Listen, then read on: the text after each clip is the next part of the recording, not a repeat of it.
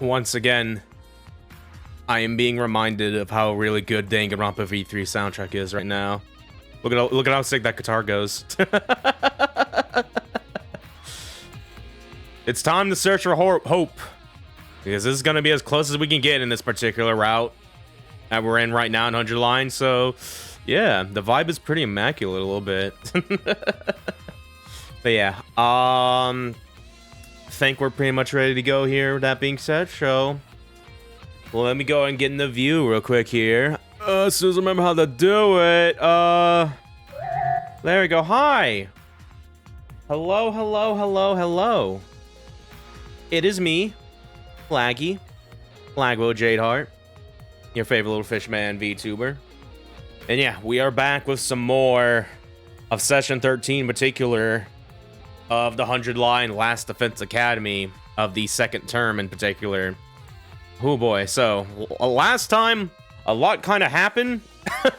We got some really big old drama between the story and characters and all that a little bit. We are currently on the killing game route, chapter 15A otherwise. And yeah, we have been just stretching along with this, trekking along a little for this hot minute and stuff like that. This has been a really fucking substantial route, and I'm just so ooh. You can check out my last session for, because yeah, I was kind of getting into it. I was really getting into it and stuff like that. We're in like in a polycool with freaking Tsubasa, Darumi, and like Yugamu now. It's pretty cool. But yeah, we're on day 88. We're almost done with this route. This is probably the closest we have gone to like a potential happy ending here. We still took some casualties without doubt, but with all the things that happened here, and we are just that close to maybe getting to escape pod with our remaining friends and maybe find more of the truth and all that. Oh, this is as far as we gotten so far. We did not get as much of a bad end compared to like the last route or a joke end, stuff like that. So yeah, tensions are high. But yeah, that's what we're gonna get into this with. I'm gonna go and turn off the music real quick here. There we go. We're gonna turn the in-game audio back on a little bit. There we go, there we go, there we go. Yeah, alright. Alright, I'm gonna move my little miniature table close to me a little bit. My water's so far away, I need to drink water. Yeah, just 1 second here. Yeah, here we go. Okay. Alright, let's go ahead and get into it. So, I still can't believe Veshna survived. They said they blew her up. It turns out she just got better. Hey, how's it going? Hello, Busker, Goldius. We've been doing pretty swell. We're in a polycule now.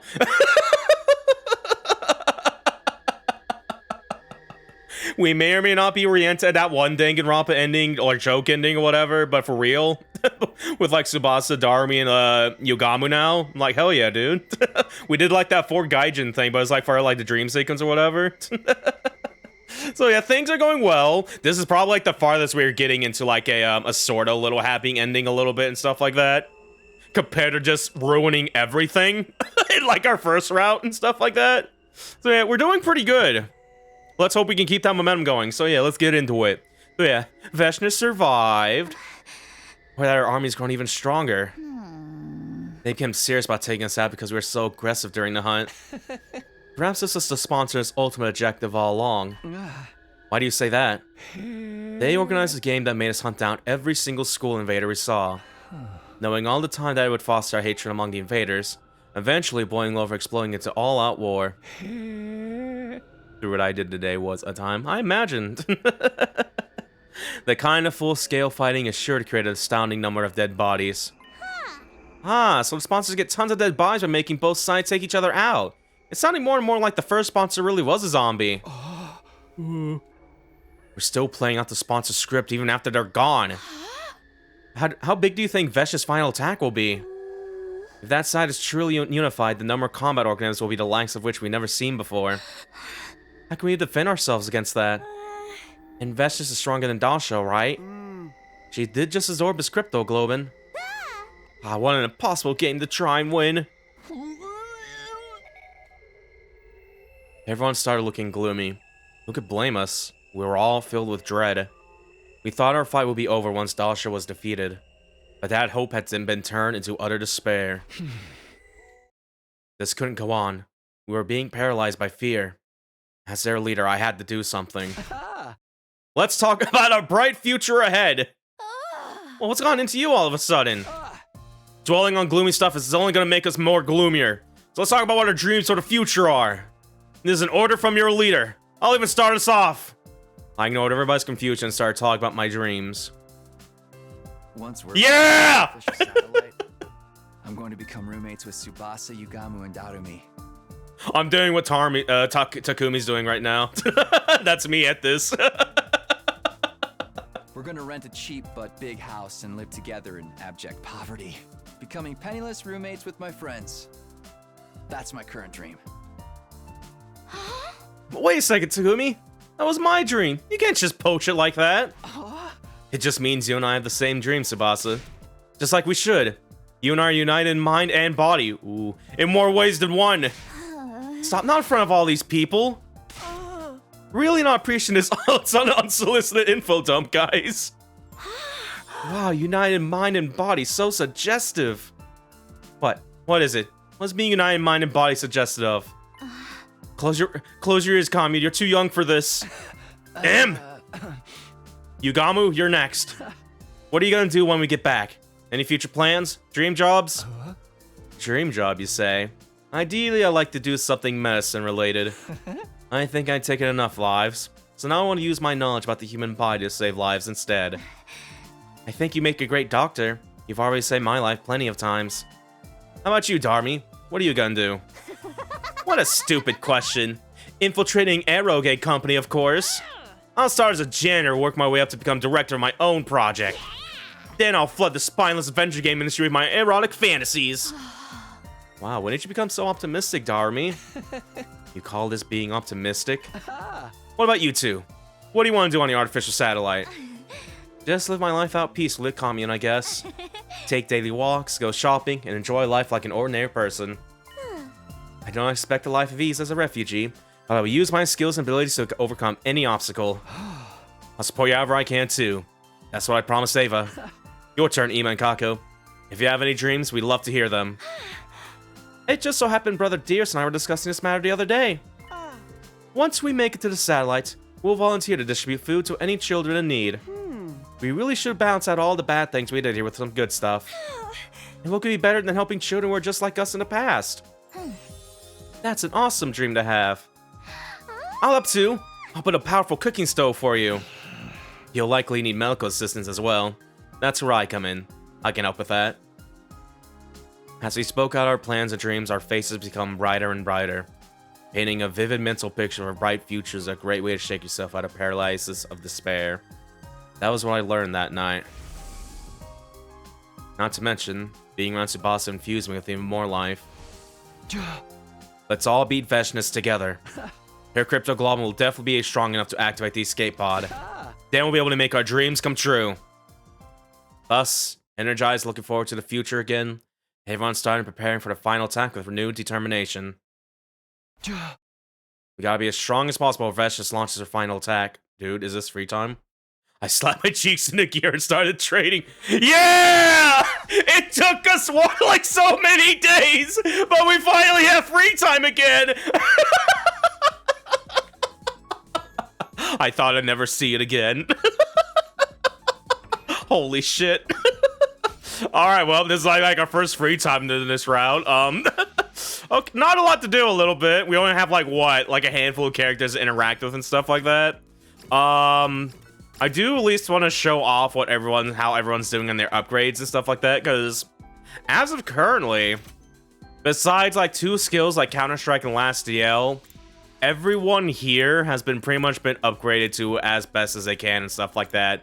All their, like, main attacking skills or spark skills or whatever are both to, like, in their max level and stuff like that. So yeah, there's ways you can be and shit like that. It's pretty cool. So yeah, there we go. Other than that, the only thing we have free time to use for now is, we still got bond events to work on, so we'll probably do some of that there a little bit.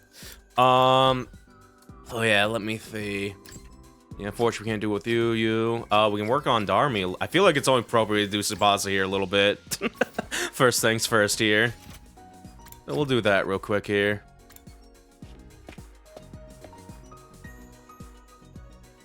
Let me see. Yeah, did we clear out your things, by the way? Oh no, we gotta get a clean tool real quick. Yeah, let me see. Her final gift. Let me see here. I'm just gonna open this up just in case I get it wrong here a little bit.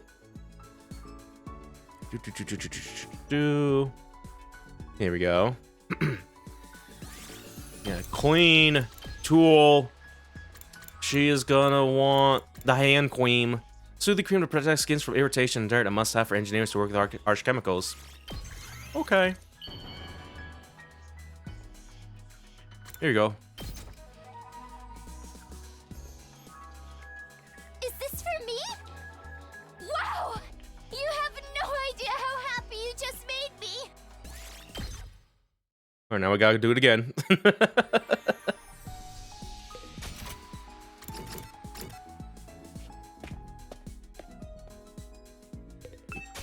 I'm just gonna do it again. You can have 2 of these. Here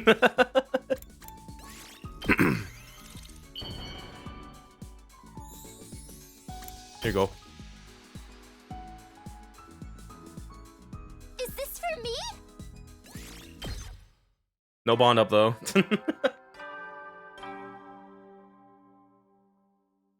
Headies. You never know when the invaders might. Well then.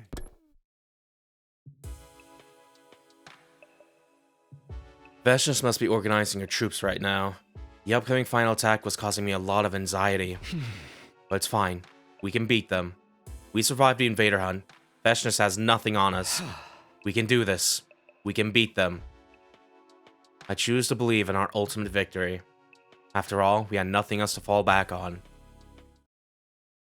More day 9. Only 11 more days left.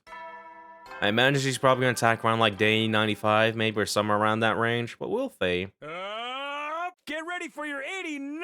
Prepare to spend another day enduring the. Be ready to give your lives to protect. Another day of training. Train to prepare for the final battle. Alright, time to get more gifts, no training.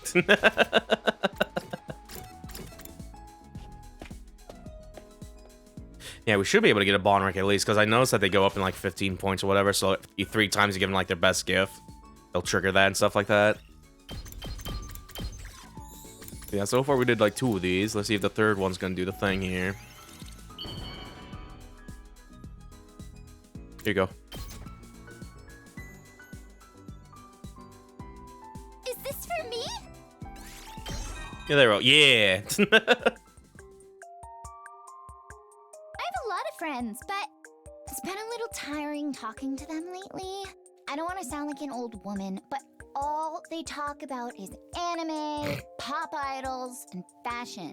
I try to keep up with the latest trends, but I always end up tinkering with some machine instead. Hours fly by without me noticing, and nothing else goes into my head. But I still love hanging out with my friends. So, I guess I'll have to try not to stand out too much.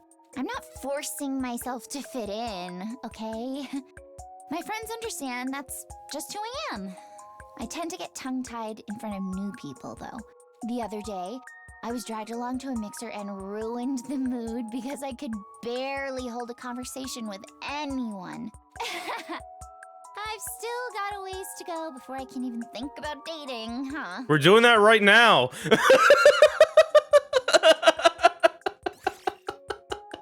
Oh, there we go. Okay. That's her level 3 there a little bit.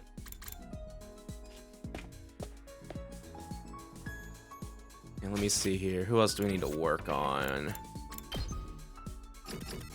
Yeah, Yugamu's level 2. I feel like it'd only be appropriate to go to Yugamu now, because yeah, he was like our first friend during this round, stuff like that, when all the killing game shit happened. So we'll start working on him here a little bit. If we can even get to like level 3, because we should be getting close and shit. You need like the fucking. Hold on. Where's the sexy ornament? Never mind. Accessory. Hold on. I need to check. Do you still need gifts here? Oh yeah, I need memories and ornaments here. Okay, hold on. Before we do this. Yeah, memory tool. Oh, it's an, is this actually it? Hold on, I want to double check this. Unless I did it wrong. This feels like something for Nozomi, actually. Let me see. Yeah, no, he wants a tombstone. This is not a tombstone at all. Did I do it wrong? Hold on. Memories, ornaments. Never mind. Okay. Yeah, here we go. An unmarked tombstone made of cold granite. No one wants to make one of these. Fair enough. Here you go. Yeah, we don't have like 1, 2, 3, 4, 5, 6 people with us right now.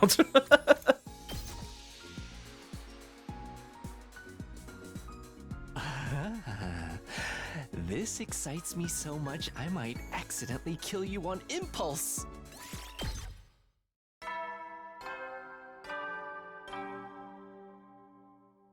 You're finally free from puppety so I can watch again. Hello. It's time to Hello, hit the Cracky. hay.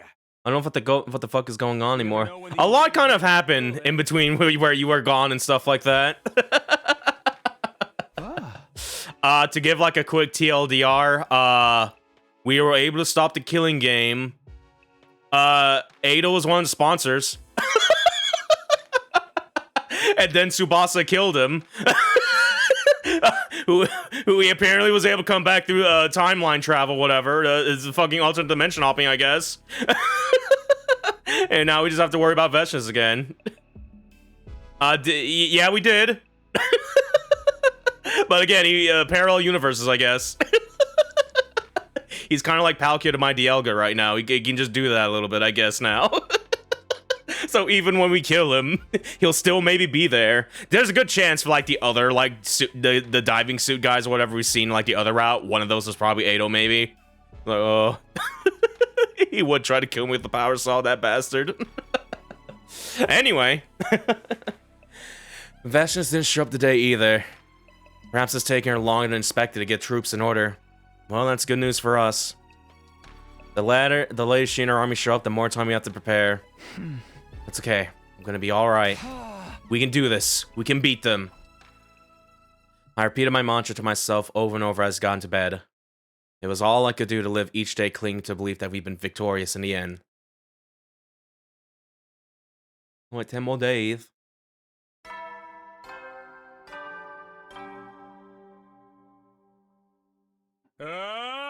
Wowee!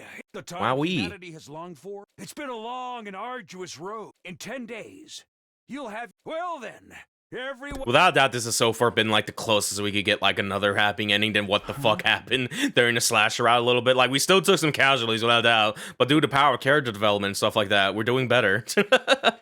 Our 90th day of academy life. Veshnas was definitely going to attack us within the next 10 days. I need to get prepared so I won't have any regrets when she shows up. Hopefully time. More gift-giving.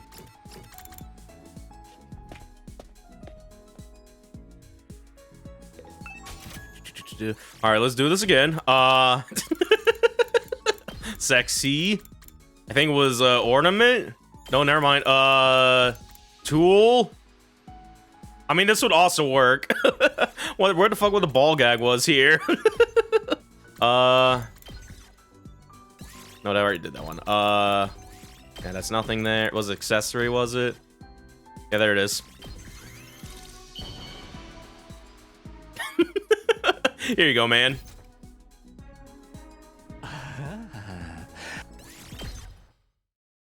Alright, now we gotta give him 2 of these real quick.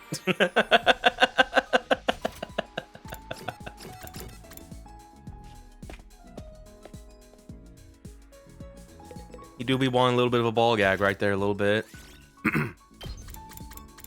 Let me see here. I think you might not like this as well. A little bomb collar there. I keep forgetting where this is, actually. Oh no, that's I'm searching horror. No, he's either horror or sexy. Here you go. There you go.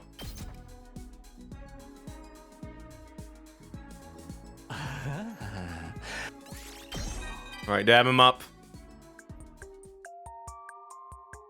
I think you've heard enough about my family. Here's something about me. As boring as it may be. You could say I'm the black sheep of the family. I'm a pretty darn good assassin if I do say so myself. But my family, they're outright killing machines. My dad decided to modify my body in order to better harness my potential. It did boost my assassination skills, but that was never the issue. The issue was my heart. Deep down, I knew killing for a living wasn't for me. If I had to kill someone, I wanted it to be someone I chose, in my own time, in my own way. It could be a robot, but it's more or less that his body's modified in a sense he can just stretch out his limbs and stuff like that, kind of like Luffy in One Piece a little bit. That's why I never got any better at my job. How could I, when I was doing it so reluctantly? You can definitely see more like his attack animations out in the field and stuff, like where he actually just outstretches his arm to be like these long-range attacks and stuff like that. Oh yeah, it's a cool little detail. Also, what the fuck? Yeah, he a freak. I'm going to quit someday. I'll have to tell my family about this decision too. But not today, and not anytime soon. I can't even imagine the chaos that'll erupt when I break the news. Can you come with me to help convince them? Sure, man. I promise you'll get home safe afterwards. In pieces, if need be.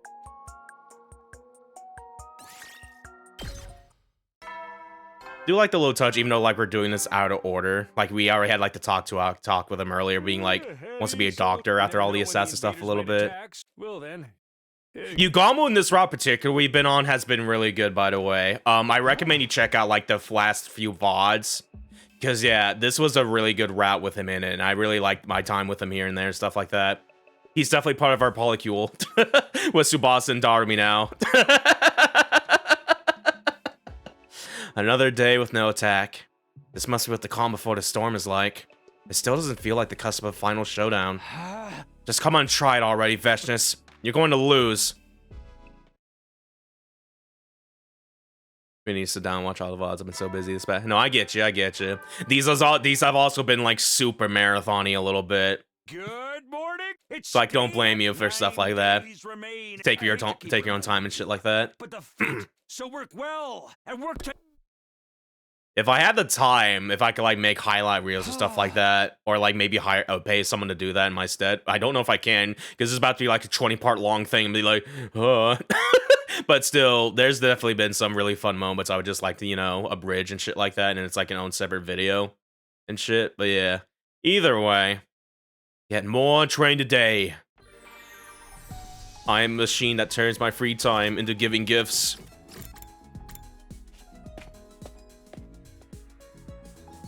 Okay. Next up on the polycule is gonna be Darumi over here, so let's start working on her a little bit. We already got her pretty much all her gifts here, so... Oh, yeah, she likes the bomb color here. Yeah, just give her a lot of these. They're right here.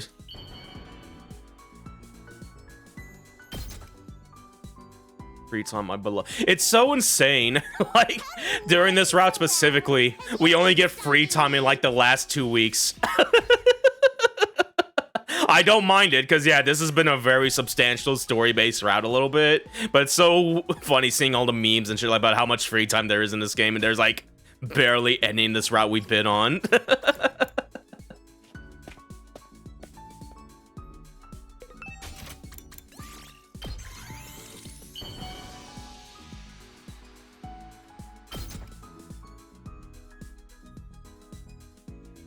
How do you know me so well? That's the end of the day today. Headies. You never know when the invaders might. Well then.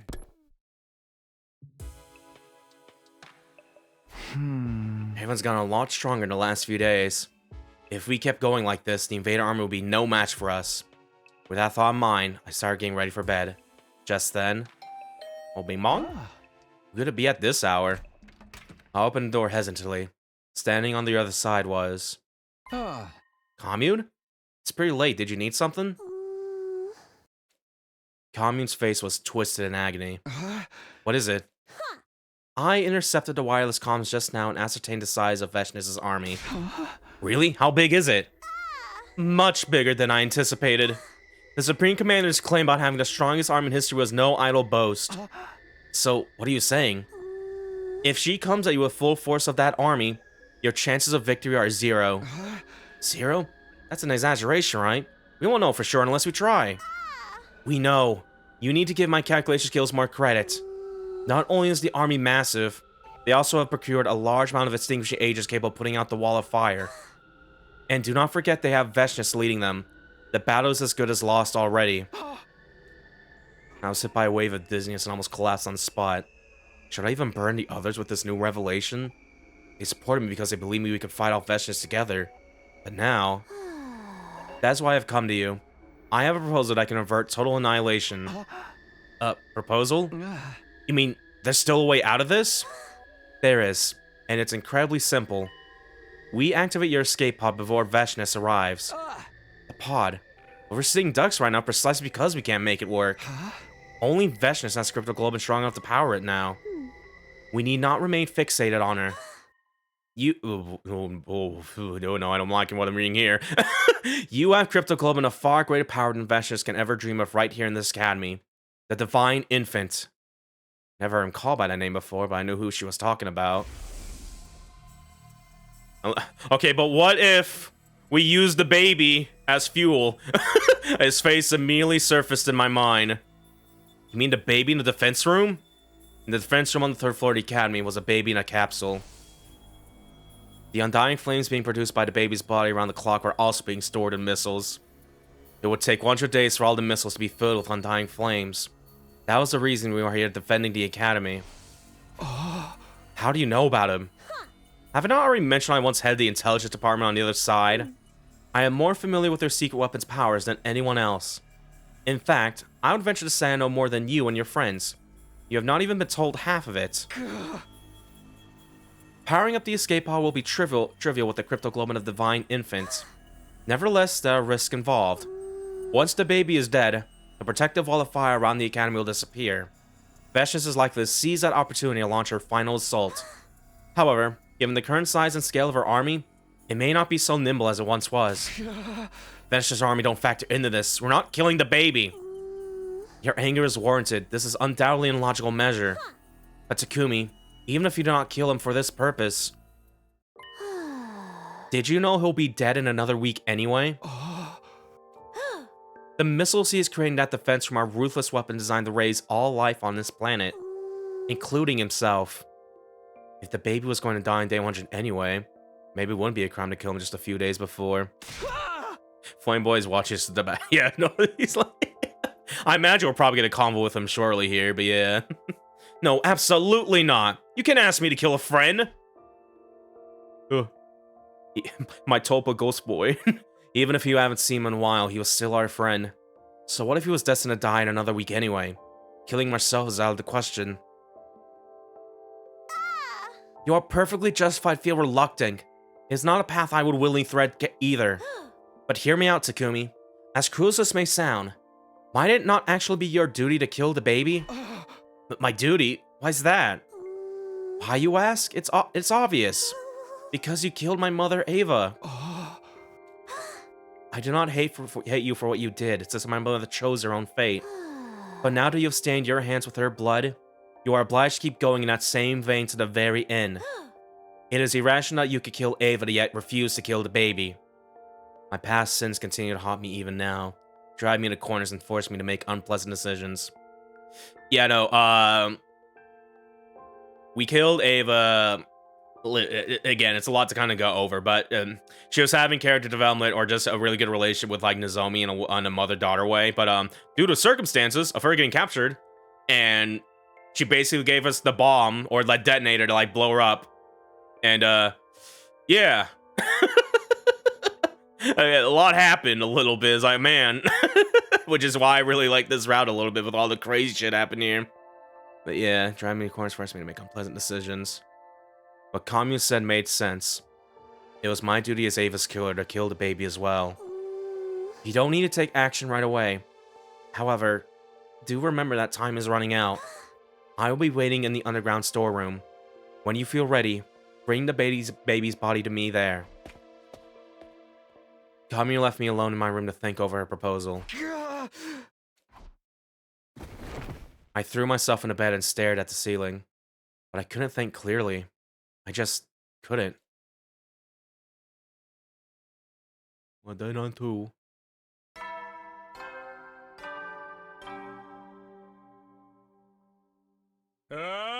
Get ready for your 90s. Prepare to spend another day enduring the. Be ready to give your lives to protect. I laid awake in bed until morning, unable to sleep. What I needed to do was simple enough. I had to kill the baby. That was it. Go into the defense room, kill the baby there, get his cryptoglobin. But could I really do that? Morally?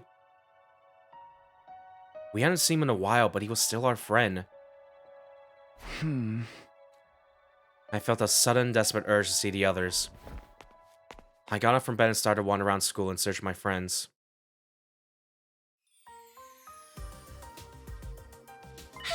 Oh, good morning, Takumi. Mr. Suminu, you came right on time. Ima and Kako bounced over to greet me the moment I stepped inside the cafeteria. Please, try this. What is it? A special kid's lunch my dear sister and I came up with. I want to make something like this for the street kids once we get to the artificial satellite. Feeding hungry kids on the streets is going to be our way of atoning for what we've done. This is actually delicious. I'm sure the kids will love it. Considering how adventurous the twins had always been with their cuisine, I was surprised at this attempt at a more conventional dish. They were serious about what they said, and were already working toward it.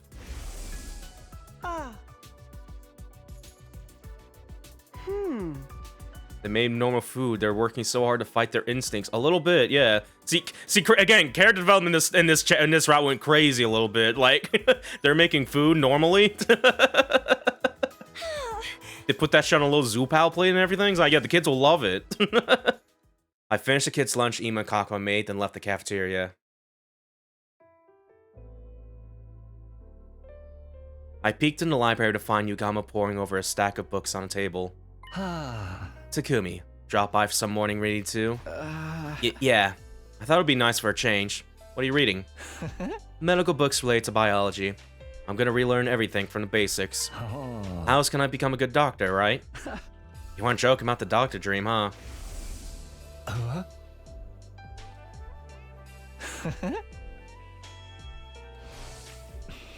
Yeah, I'm retiring from the assassin business. I resolved to do it the day I made Kyoshika take that poison. Next time, I'll be on the life-saving side. It's the only way I can atone for what I've done. He turned back to the medical book solemnly. Yugama was already making plans for the future. I didn't want to distract him headed out of the library. Hello. Darmi was typing furiously on a keyboard in the war room. What? Oh, it's just you, Takumi. I'm busy writing. Talk later. Writing what, a novel? A scenario, you silly goose. Remember I said I'd make the best eroge in the world?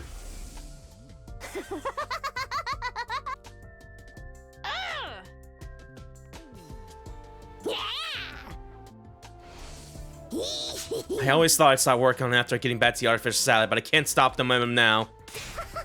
The characters die about that there. Like, oh, when I get back, I'm gonna marry to my girlfriend and retire. We are kind of going in that way, because we are in a polycule now.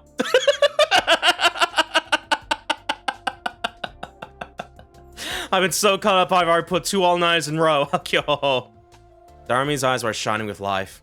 Like, I already believed this was the same girl who was freely talking about killing herself only a few days ago. I'm glad to see you're so passionate about it, but why does sudden urge to start now? Guess this is really the only thing I can do. My whole life's been a steaming pile of crap. Crappier than crap. Then one day, it dawned on me. Maybe I can write something that touches the hearts of those whose lives are just as crappy as mine. Maybe my story can even be something that brings comfort to others. Then I'd be just like Mistress Hideko. Daughter me. Darmi was trying her best to carry on Hiriko's legacy in her own way. Her legacy of saving others. Why does hit me in the feels, damn it? I watched Darmi hammer away at the keyboard for a while longer before leaving. Whoa. I heard sounds coming from the metal shop at the side to peek inside, where I saw Nozomi. She was on a sewing machine, working on a piece of clothing. Morning, Takumi. Morning. Are you making clothes? Yeah. was thinking maybe Kami some street clothes. That priestess dress doesn't look very comfortable. You're really stepping into your big sister role, huh? Nozomi was always so tense before, but now she seemed completely at peace with herself. I tend to do for Kami everything my mom couldn't do for me. I'll cook for her every day. Dress her up in pretty clothes. Go out together. And also... Oh, so many things. I just can't wait to get to the artificial satellite. To Nozomi, living a peaceful life with family was what happiness meant. I watched her work on the dress for a little while more before taking my leave. Takumi! I finally found you! Tsubasa ran up to me when she spotted me walking down the hallway. Whoa. What's wrong? What's the emergency? Check this out! It's my attempt at the perfect house layout for our roommate situation. I know I'm probably jumping the gun here, but once it gets started, I just couldn't stop. She showed me the layout she had drawn up and explained how it would be furnished. The TV definitely has to go here. It's the only space we can fit a sofa big enough for all of us. No east-facing windows in Yugamo or Darmi's room for sure, since they're nocturnal. Your room will be in the corner for more privacy, so no one will hear us when we're alone together. Seeing Tsubasa smile serenely as she talked about our life together warmed my heart. I wanted to reach out and hold her close. Hold her closer. To protect her and give her... Man, I really flubbed this moment, huh? And give her the brightest future ever. For all of this to come true, we'll have to beat Veshnis first, but that's no problem. She and her army will be no match for us. I wanted to reach at the throat. Well, hey, that just means we're all the more compatible. We both have really bad acid reflux, I guess. Yeah, we'll make it happen, one way or another.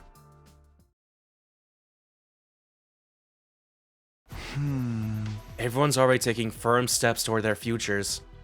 I want to make sure they all get the artificial satellite and start living those lives.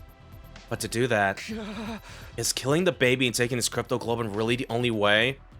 If Veshnis and our armor really weren't possible to defeat, it was our only option. But does that make it right? I knew the answer. Of course it didn't. Should I send everyone to artificial satellite, even if it means doing something terrible by killing the baby? Or should I take my chances and rally everyone to face Veshnis' final attack? Oh boy, I have to make a choice. What am I going to do here? Oh, no. There's so many choices here that made me go, no, I don't want choices. I don't want choices at all. Okay. Kill the baby! God.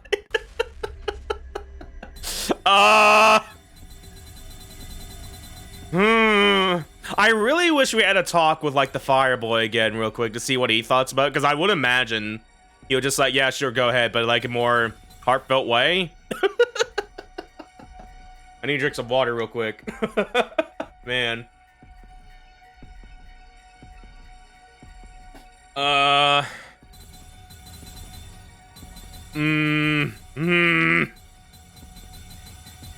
I'm leaning towards no, only on like the sheer principle of the fact that like we have fought Veshnis before in like the other routes, but we only like fight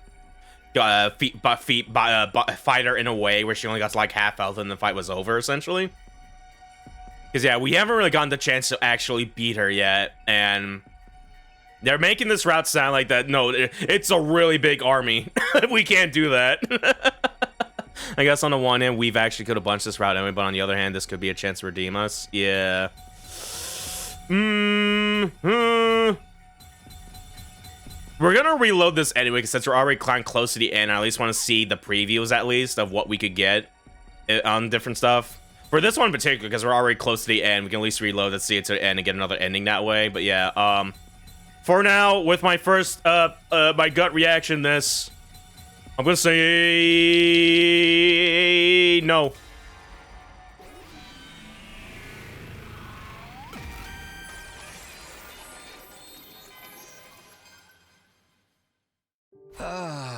No, I can't kill the baby. Killing him wouldn't lead to anyone's happiness. That was the hard lesson I learned during my last 100 days here.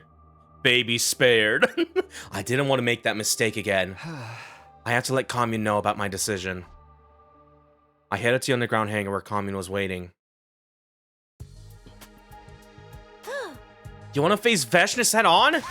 You do know what you're talking about. I've told you your chance of victory is practically nil. Hey! I know it's going to be ridiculously tough, but I'm still doing it. If it has to end here, I want to at least do it on my own terms. Powering the escape pod by killing the baby and using his blood? Nothing good can come of that. Stop your delusional thinking. We are fighting a war here. You should always take the path of the quickest solution. The one that will bring the most benefit to all. The quickest solution. That's exactly why it should be avoided, I think. Yeah, that's right. Pardon? What are you mumbling about to yourself over there? Listen, commune. I killed a traitor by the name of Edo Atsuki on my second day here. He was cunning and evil to the core. I was so sure I couldn't let him live. I thought the quickest way to solve that problem was to kill him. Thinking back now, that was when this hellish nightmare began. Sari was destroyed, Gaku was murdered, then the whole killing game business began. Edo have even reappeared when he should have been dead. Also, he could take revenge on me. If it means killing an ally, the quickest solution should never be taken. That's what I believe now. You're right that we're fighting a war, so killing the enemy is more or less expected. But it also means we have to look after our own. Killing an ally is an idea we should never entertain. You're picking now to spout foolish sophistry? The bottom line is that you're reluctant to take a life, yes? I asked that you recall our conversation last night. Even if you let the baby live now, he will die in another week anyway, burned up by his own flames. He does not have long to live either way. We ought to burn the last embers of his life in a way that means something. Yeah, I actually have an idea about that. Can't we bring the baby with us when we leave? I don't understand. The baby's being kept alive in a capsule inside the defense room right now. Do you think we could transfer that capsule to the escape pod? I'm hoping to bring him along with us to the artificial satellite. If anyone can make that happen, it's you, commune. Veshness is gearing up the attack, and you want me to think of a way to keep the baby alive? This is lunacy! The priority should be keeping our allies alive! That's exactly what I'm doing. The baby is one of my allies. I didn't want to kill any more of our own, or stand by and watch them die. Those are my honest and true feelings. Have you been brainwashed by some strange cult, Takumi? I've had enough of you. I can no longer count on your assistance. I have no choice but to carry out the deed myself. Uh-oh, before I could say anything in response. Oh yeah, here he comes. Hey man, it's been a while. As he flame appear, along with the ghost boy, the spectral manifestation of person we've been talking about. Who are you? Where did you come from? Did Veshness send you? It's okay, commune. He's one of us. This is an Avatar, the baby in the defense room. Told you we need to kill a baby and you want to make sure the baby doesn't die at all. I placed myself between Kami and the ghost boy before speaking to him. I haven't seen you in a while. I thought you were too sick to manifest yourself.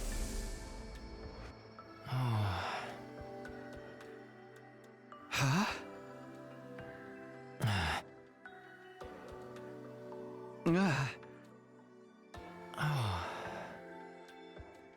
I forgot about the fucking blood space shit, by the way.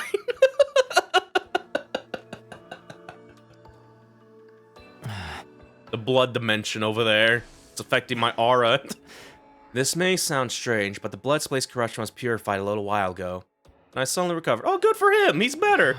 I'm not exactly sure what happened. His recovery was probably related to the end of the invader hunt somehow. Maybe the corruption was purified after malicious enemies had all died out. For the last few days, I've been going around school every night to gather information and figure out the reason for my sudden recovery. Imagine my surprise when I saw you discussing my assassination with this girl last night. I've been following you since yesterday to see what decision you would end up making. That's creepy. Stop that. I was honestly surprised by your decision. That you would let me live. You, of all people. Of course. What sort of person did you think I was? A serial Thanks, man. What else? You killed Edo in cold blood before you even did anything on day 2. I didn't say anything at the time, but I held the deepest contempt for you after that. Now I'm starting to think I got it wrong, though. Have I misunderstood you this whole time? If I have, then I'd like to apologize for my mistake. There's no need for that. I don't blame anyone for despising someone like me. But I think I've grown as a person. I've become more human-like in the last 100 days. Growth. Something a perpetual baby like me will never get to experience. Not yet, maybe, but there's always time for that in the days to come. You can do all the growing you want on the artificial satellite. What? Can I really go with you? I haven't done anything to really contribute to the war effort. It feels too optimistic for me to be recognized as an ally at this stage. Then do something about it. Join us in the final defense battle as a fellow soldier. Dude, how about that? The number of invaders we have to deal with is beyond imagination. We won't be able to handle them on our own. If you join us, our chance of victory will be higher than before, even if it's only by a little. Isn't that right, Commune? Do not be absurd. A single soldier won't be enough to make up for the sheer difference in numbers. All they have to do is bulldoze their way in, and it's game over for us. But there's really that many of them? Any way you look at it, it's a world-ending number. Okay. Then how about this? I increased the strength of the wall of fire to block out as many of them as possible. What? You can do that? I never tried, but it should be possible. The blood space is overflowing with energy right now. When the malicious aura is purified, clean energy took its place. If I infuse that energy into the wall, then just maybe... Commune, if the wall becomes stronger, will that give us an advantage? Yes. The number of enemies that can make it through the flames at any one time will be greatly reduced. If we can split up the army, bottleneck the troops' advance, it will greatly improve our chances of victory. Alright, we're getting something here. We had stumbled upon a path to victory completely by accident. The baby had been the final piece of the puzzle. Very well, Ghost Boy, do not delay. Start increasing the strength of the wall right now. If this strategy succeeds, I'll make sure your physical body gets to the artificial satellite if it's the last thing I do. Yes, of course. I'll give it my best shot. He disappeared and hurried at Commune's urgent command, likely to be in strengthening the wall of fire. The moment I decided to rescue someone who's been destined for death, a new path had opened up to us. It was like it was meant to be. This was the path I should have taken from the start. I should have chosen to save lives rather than take them. If I hadn't killed Ado back then, but it was too late for regrets.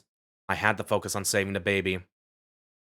A way to take him out of the fence from up to the artificial satellite with us. That was what we needed to figure out now. It's gonna suck, we have to put him in the blender later, Lamau. No, it's okay. As long as we can beat Veshness and put her in the blender, we should be okay, maybe. Everything will be fine and dandy. There's no chance for anything to go wrong, maybe. It's been really good.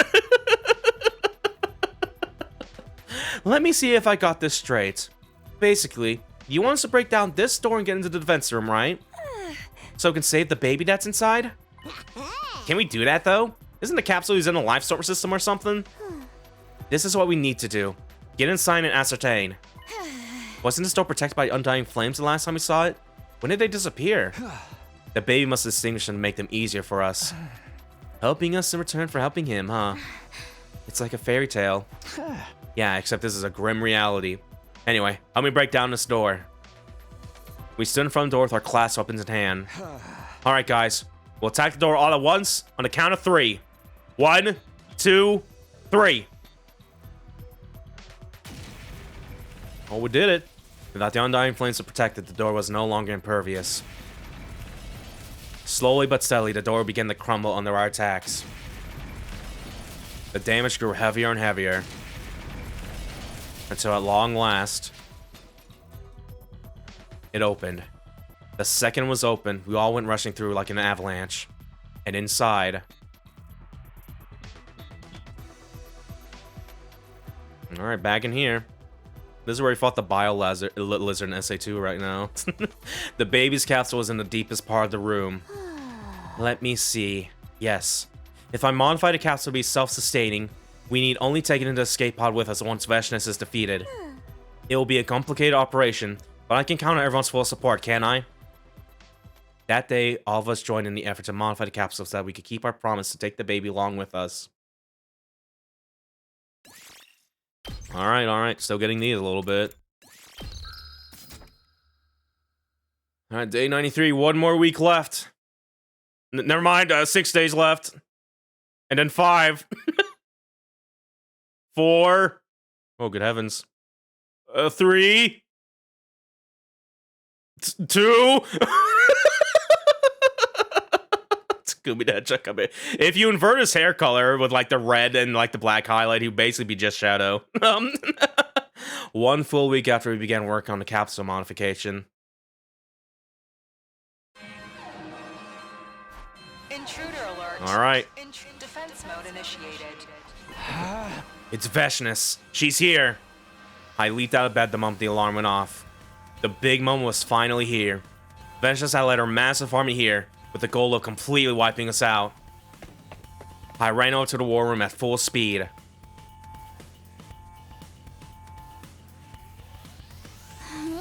It's finally here. Look at the screen. I never seen an army so big. Oh Lord, here they come.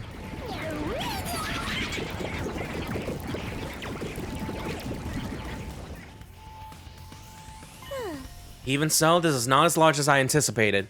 Strength of the wall of fire worked. The baby has kept this promise to us. Modifying his capsule together was worth the effort. I don't see Veshness yet, though. Probably hanging behind and leaving all the dirty work to our soldiers. Classic final boss move. That works for us. We'll take out as many invaders as we can before she shows up. We should get going. Take care of things while we're gone, Commune. Be sure to return safely. Defeat is not an option today. Someone like that can't possibly beat us. We'll be back, and we'll make our dreams come true together. Here we go. For the final time. Special Defense Unit, move out! Alright. One big stab.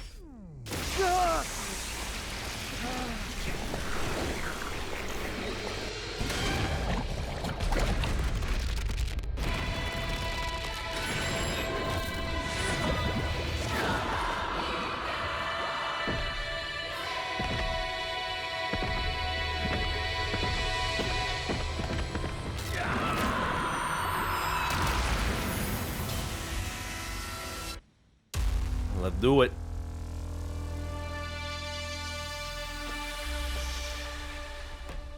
We.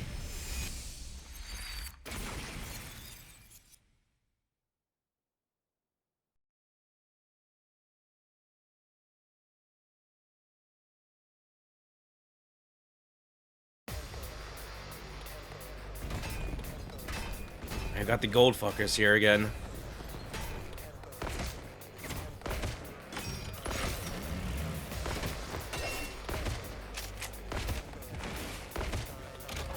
Alright, so do we skip this? Because I actually want to do this for real, actually. Take a look at that! There's so many of them. Just what you'd expect to see in a final battle. Stand firm and tall. They're no match for us. Better clean up the small fry before the bigger Veshness fish arrives. Let the battle begin! Oh, maybe not, because they're doing the voices again.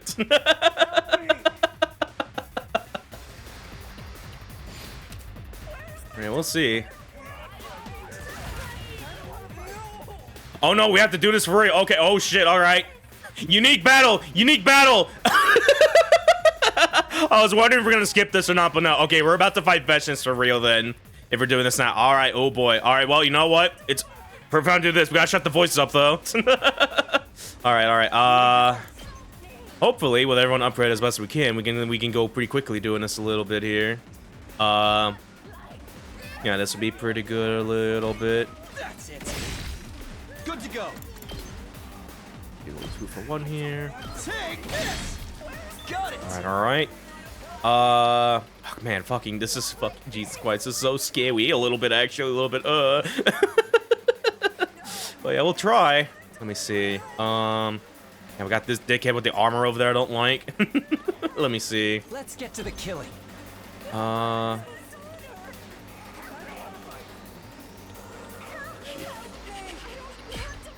I should probably be using potions a little bit here because we got a full stream of them. I want to try to save them a little bit here. Either we're going to do this for now. Time for me to move. Oh, this might work out perfectly, actually. I can't wait. This Big switch. such a beautiful There we go. death. Leave it to me. So something I actually learned a little bit with, yeah, no, yeah, he stretches his limbs out a little bit. That's the modification they were talking about earlier. But yeah, something I kind of learned recently with Kako, actually. Yeah, that whole deal is being like a sniper. She stays one position, gets more damage without moving, whatever. You can actually use a dash and like change the positioning if you want to use the AP for that. You could either use that or the the spring trap if you just want to like move her and try to get like better. Yeah, we need to do some more attacks with energy sniper because this does tremendous damage a little bit. But for now, yeah, I'm gonna skill this. No, we need to kill this big fucker over here because they're gonna be. You like armor? And I don't. Fuck you. So yeah, I'm gonna say we focus on him a little bit. Actually, you know, I think we might be. Do I want to give you a attack potion at the very least? I kind of want to, so let's do that real quick. It's probably not gonna be enough numbers to do it, but still. I was gonna leave like this. I complete defenseless though, and that's a little bit worrisome there. I'll do my best. Yeah, the dash shoot so she can get pelted for the Ema passive. Yeah, that too as well. It is tempting just to use a desperate potion on her right now a little bit, just so we can give it the big attack buff right now. Yeah, honestly, with how kind of screwed this formation is in particular, I'm about to do it. Because I am not particularly liking this formation they're in right now, so... I won't give up. Just put some fences around here real quick.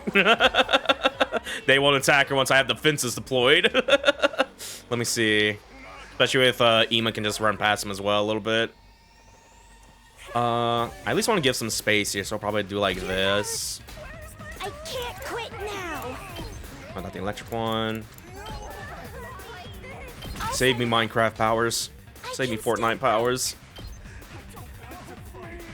Yeah, this will work a little bit. I can't place it there. Never mind. We'll do that there. Okay. Okay. Yeah, now he's got +7 there. Yeah, we should be able to kill the big guy at the very least now. So I can't quit now. let's do this here. Try and dodge this. I'm feeling weaker. Probably gonna do some of these a little bit. Yeah, about right there. What a nuisance! All too easy. Dude, I'm going to kill this guy out of here because they're kind of a more scarier threat a little bit. I'll blow you away. There we go. Okay. Say when. Now let's Locked and loaded. do some stuff with Tsubasa. Yeah, we can at least kill this lead in front of here a little bit. Let's do that right there. Watch out. I'm taking the weak. Let's keep There we go. We can do some stuff with Dharma here. Let's go. Let me see. What would be ideal with you?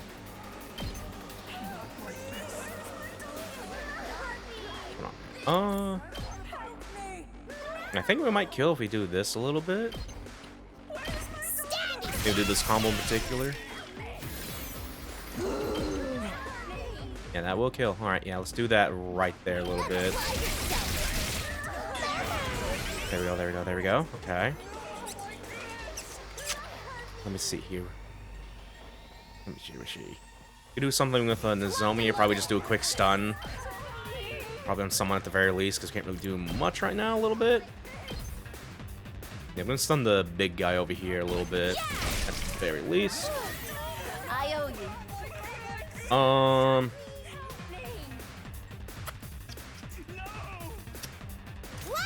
Ooh, we can kill that guy over there real quick too, so let's do that actually. There we go. Let's get to the killing. That -1 targets, click bleed. Let's remove one for target there. Oh, just do damage on this guy, just get some damage out of the way because they're gonna be knowing their armor frames I don't like. So yeah, do that here. Okay. Let's see what happens.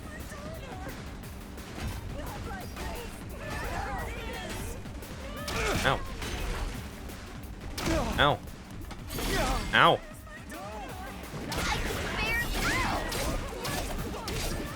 No, my wall. Ow. Okay, no, still living.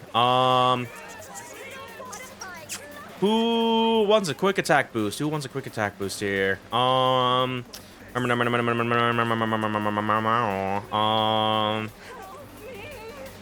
feel like just to deal with this guy here, you will probably want that the most a little bit. Yeah, we got this guy, but we should be able to do with like Ema here. Yeah, I'm gonna go and give it to you here. Time for me to move. You've got me all excited. I can't wait. Let's see. Move you over around here a little bit. Time for Will me it to still move. be enough to kill? Yes, it will. All right. Perish. Hurts. All right. This. We can kill you doing some of these, actually. Actually, we should probably stay this position a little bit, because we got this guy over here. Maybe anyway. I want AP, so we're doing this. Let's do this. Take this. Got it. There we go, there we go. Well, it's getting kind of scary over here, actually, a little bit. Giving on his stretch limbs until you mentioned it, because it's so obvious. Yeah, I know. Yeah, I know. Yeah, it took me a minute to realize exactly what he's doing, but when he mentioned, like, the stretchy limbs or whatever, like, oh yeah, no, he is really just doing that. What do you mean you're stunned? What happened? Is it because of this guy, actually? Because I don't think we ever got attacked by this guy before. Yeah, inflicts... Oh, man, this guy's a problem, then. All right, hold on. Prepped and ready. Quickly, Nozomi. You need to spring trap over there, because you can get rid of that stun. Locked and loaded. Yeah, this will do that there. I've got you. I'm grateful. There we go, okay. I guess I'm up. Yeah, I did not know these guys can cause stun like that. All right, they're now a little bit of a problem, so get rid of them here. Ha! All too easy. I'm all right. Well, actually, this would be good to do this, actually, maybe. Yeah. And now we're at perfect range. This guy can die one shot here a little bit. Ready? Aim. There we go, there we go. So Okay, okay. Yeah, go and do this. Try this on the size. Hardly a Got challenge. max meter now. I'm gonna go ahead and do this, actually. Let's go. Good evening, Sire. Hello, Syntax. Now there's a move again. Let's do We're gonna go this. and give you the another attack potion here too. Do it. My turn. And just go crazy a little bit here. Yeah, let's go in and kill you. Get you out of here. Here. There we go. Just gotta worry about this guy over here. What do I want to do here?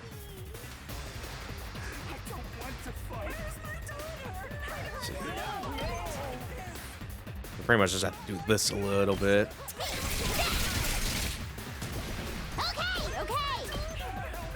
We'll do that. There we go, there we go. time. Yeah, gotta do this right here. This will pretty much clear this field over here. I need to use like meter real quick again. I'm gonna go and give it to Ima here. Good. I've got this. Okie dokie. We could like use another quick like movement again because we didn't really get anywhere with that with Takumi to kill that one guy at the very least. But either way, Here goes. at the very least we can two-shot this guy over here. I guess I'm up. On move. Out of the way, pest. There we go. All too easy.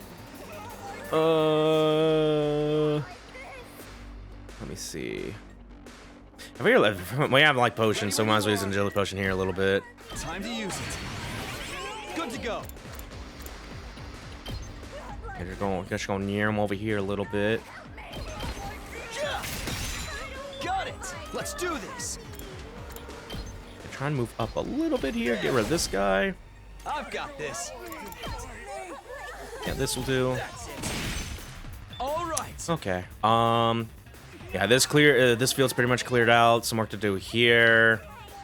And there's a lot of small guys here we should probably get rid of here at the very least. Not really sure what we can do here though. A little bit. We kind of got nothing here. Let's Here see. goes.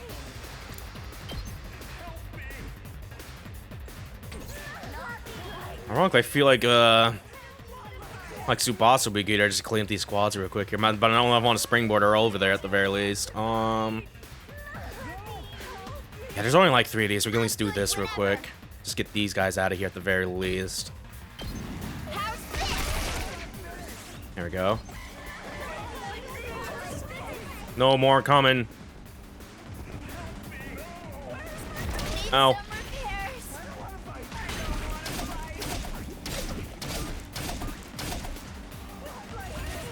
Okay. Yeah, just little guys looks like for the most part here. I'm gonna go ahead and give you the boost here too.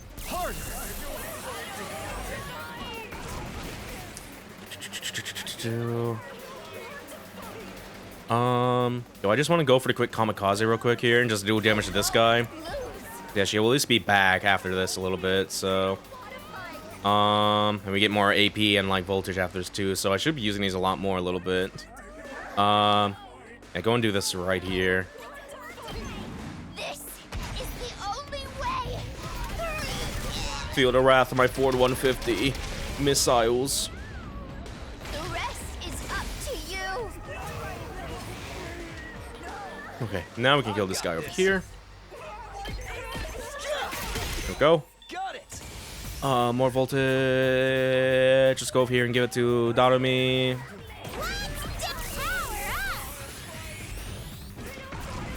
There we go. Let's go.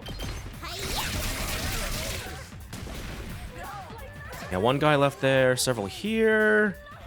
Still a lot of fucking guys over here, actually. Yeah, do this. If I can find finagle of position here, that's favorable. I'm gonna like, no, I want to kill 3 guys, but I don't kill 2. This sucks. Just go for do that right here. We could do at least this, maybe at the very least. Taking the shot. There we go. Can't move. I guess I'm up. Okay, go and get rid of this guy here. Here we go. I think all we can do is like long range attacks with these. Some more. Yeah, we can just pretty much get everyone like upgrade here a little bit actually. I would have given one to Tsubasa here if she was still out here, but it's like no, I want to go for the kill. So it's like darn, now what do I do with this almost 300 meter right now? I've got this. I fucking kill this little gobber. Stinks, doesn't it? There we go. Oh lord, they keep coming. Okay. Maybe I should not have sacrificed Tsubasa yet. They're just gonna keep spawning in like that. Like, oh no. Alright. Fence has gone down here. Oh, good. I'm gonna do this at the very least. Try this on your size. I'm gonna go ahead and give you a move again. More like it. You guys are pretty much at the good time to start doing these more so a little bit. I guess I'm up. Focus on this guy over here, maybe? Ha! Okay. Say when. Can't do this. There.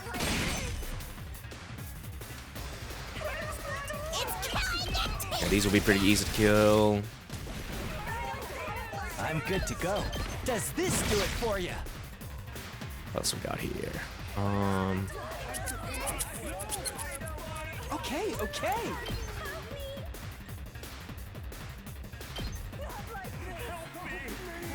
Don't Try do this. this on your size. She about to die though if I don't do something actually. Oh no, we at least no, okay, because she can't use yeah, she can't do that actually because she's stunned right now. Okay, so she might die, but she'll also come back next round at the very least. It's like, uh-oh.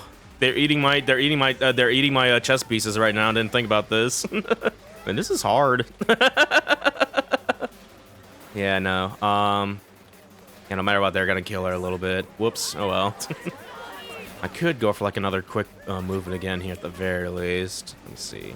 Yeah, only this one can't reach. Let's go and do that. I guess I'm up. I've got this. Oh, good. Do this. Ha! Shoot this one. Ready. Here goes. Okay.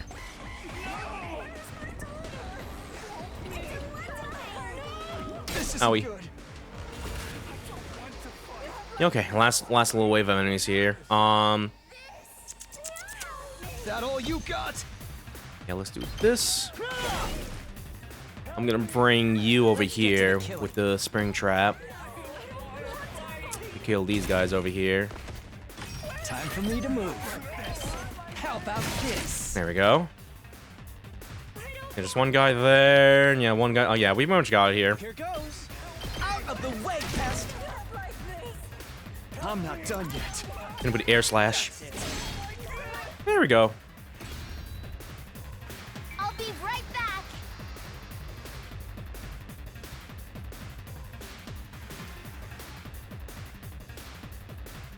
They're talking like humans again. Well, they were human once. But remember what Commune told us. A person who's been transformed into a school invader can never go back to being human. Then a quick death is the best mercy we can grant them. That's right! We're the good guys here! Glossing over the situation with pretty words didn't change the fact that we were murdering other people. But this will be the last time. Once this is over, we flee to a place where no one would kill or be killed. We're just one step away from the artificial satellite. Let's break out of this hellscape together! Get ready for the second wave. This battalion will be on the same scale as the one you just fought. How many more of them are there? Oh, is it just me, or are they starting to look like a swarm of locusts? Focus on the battle, guys. Don't lose heart. Hold strong, everyone! Let's do this! It do be feel like No More Heroes right now a little bit. I don't want to. Oh, good heavens. They really don't want me to get this happy ending. Okay, I feel like the rate we're going, we definitely need to start busting out the special attacks here a little bit, because, yeah, there's just so many of them need to stop! So, yeah, let me see here. Oh boy, okay. We can at least do this with Takumi at the very least, just going for this right now, because this will kill off a good few of them right now here and there, so... Let's go ahead and, do this. One last strike!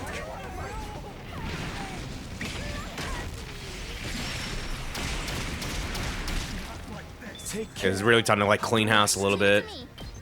Heal that. I'll help.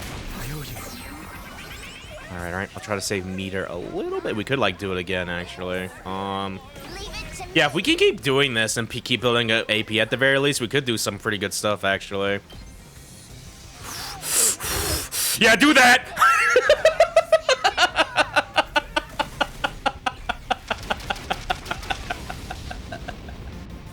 You can take it from here. Heal again. I've got 11 AP in a dream. Yeah, see, look how quickly we cleared that wave just doing that. Now we just gotta work. We gotta focus on this guy, this dickhead over here. Cool. I can't wait. Yeah, we only have 100 meters, so we can't really go crazy with that right now. A little bit. I'm good to go. We can try. It would be kind of scary to do that a little bit. Let me see. I doubt Dharma will be able to face it alone by herself, so... do some of this at the very least. Time. Let's get to the killing. You make a lovely corpse. Let's do it to it. Okay. Piece of cake. Go over here real quick. Do I want to do the strategy? I'm thinking about doing strategy again. I'm ready. Drink the potion, makes you 1 HP. Set my fences. I'm all right. My wall. Here goes. I can still fight. I'll set it up. I won't give up. Here goes. Okay.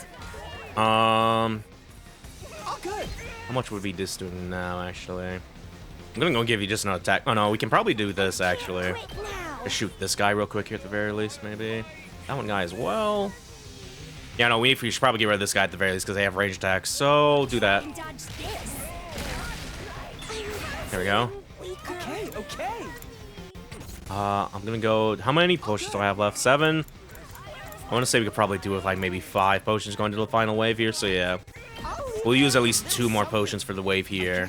Just gonna clean this up faster a little bit here. Do I want to go for the thing here? Here goes. Guess I'm up. It is incredibly tempting a little bit, but I don't want to be stunned because I don't have Nozomi over here. Though is the problem.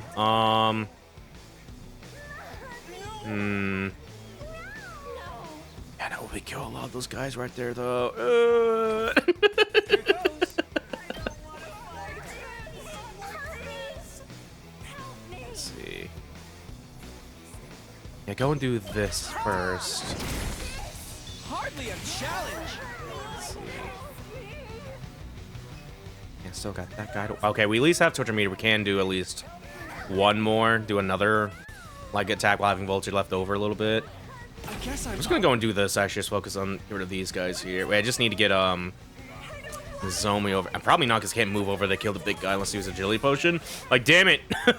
Why can't I just do things and just get away with it? Not have to think about it anymore. Let me see. This would be actually really good here. Actually, yeah, go and do that.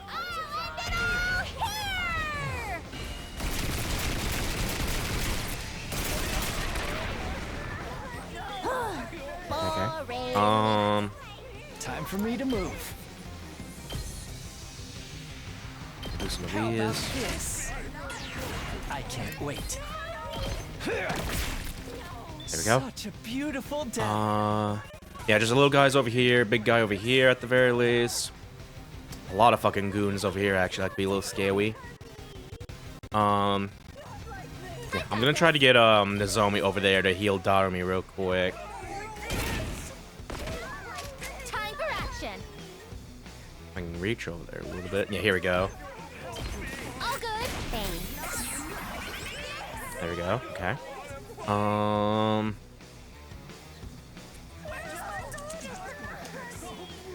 Ready when you We have the AP. We should be able to just 2-shot or 2 or 3 4-shot these Tsubasa here. So let's just go and do that real quick.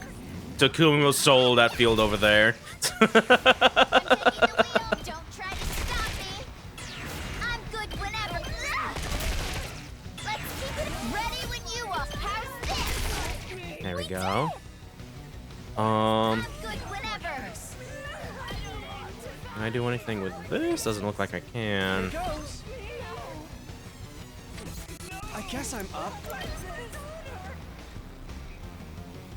Yeah, let's go and do this actually. Take it one step at a time here, because I could be doing that. How much damage I'm doing with Ema right now? Out of the way, pest. Okay, okay. Oh yeah, this is working out really good right now. Okay. Hardly a challenge. Yeah, all right. Yeah, and I think just gotta focus on this big guy right now, which Takumi will do perfectly against. Just doing this shit against it. Big stab, impact stab, impact stab, impact stab, impact stab. There we go, yay. Yeah, okay. Who wants to use the... Actually, hold on. Let's get you the buff here, in case you need it. Keep it coming. There we go. I'm good whenever. Yeah, just do a quick little clean up here. Out of the way. Let's do this. I don't want to fight. Yeah. Let's get to the killing. How about this? Let's see. I'm taking the wheel. How many enemies are here? 1, 2, 3 over here. Another 3 over there. I think it's like this area that has most of them right now. 1, 2, 3. Only like 1. You can just do this. Okie dokie. Leave it to me. And like immediately go back here a little bit. Yeah, just get rid of the... Man, Tsubasa's so good. What happens when we don't have someone with fatigue? Just so I can do this shit a little bit.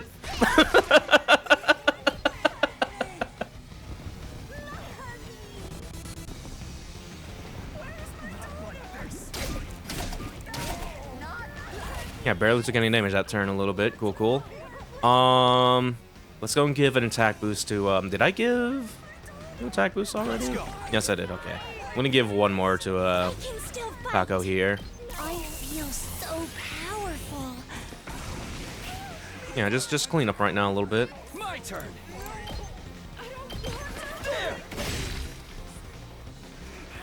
I'm good to go.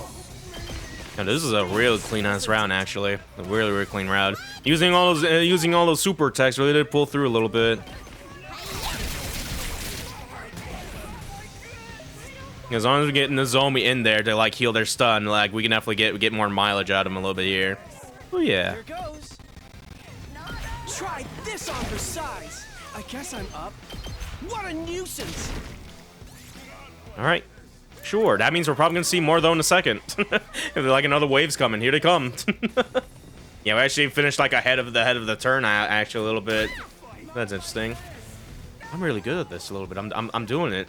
Okay. I'm playing chess with all the lasers right now. Yeah, do that right there. Out of the way, pest. Let's do this. Do some of these. Locked and loaded.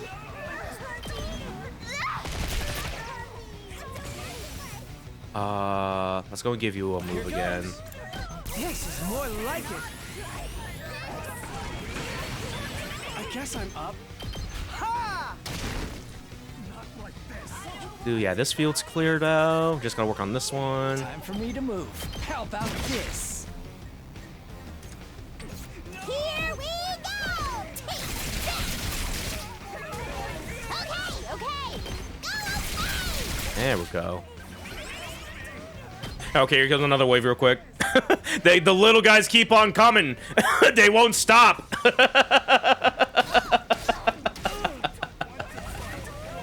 Okay. I'm literally just in the perfect position right now. I can just fucking do the same shit I've been doing a little bit.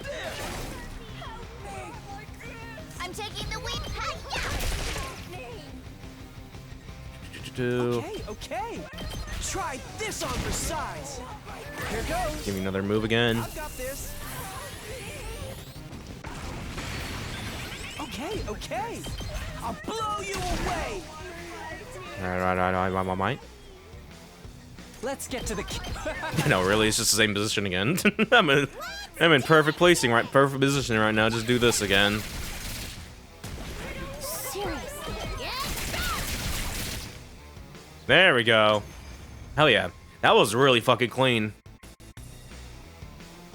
Like, we were able to get ahead of, like, the actual turn limit a little bit, or when enemies spawn and stuff like that. That was really good. I'm dead tired. Keep your spirits high, sister dearest. That was just the preview. The main event is yet to come. I sense a strong presence approaching. It has to be her. She's finally here. There she is. Veshness herself. Alright, here she comes. Darumi is right. The Supreme Commander appeared and slowly started making her way toward us. At last, she stood in place, looking us up and down before speaking.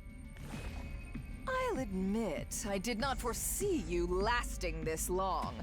Or destroying all of my battle pets. You thought we'd be pushovers, huh? Well, that's too bad. We're not losing to you today. Yeah!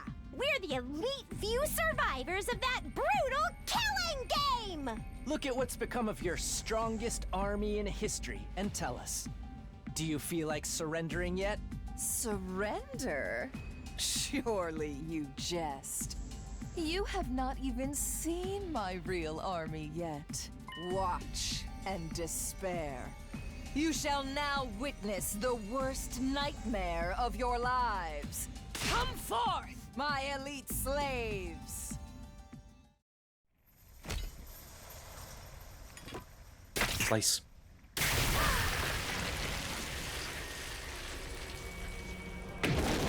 Alrighty. The Golden Goons. Wicked invaders! Revenge your evil ways before your new god!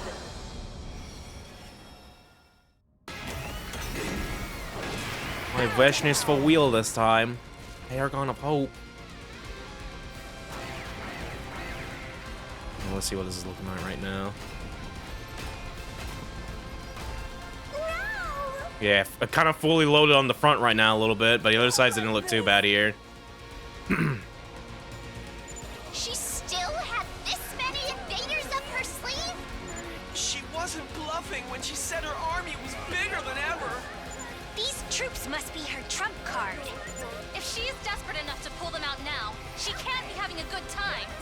This is our chance to take down Veshness and her goons all at once.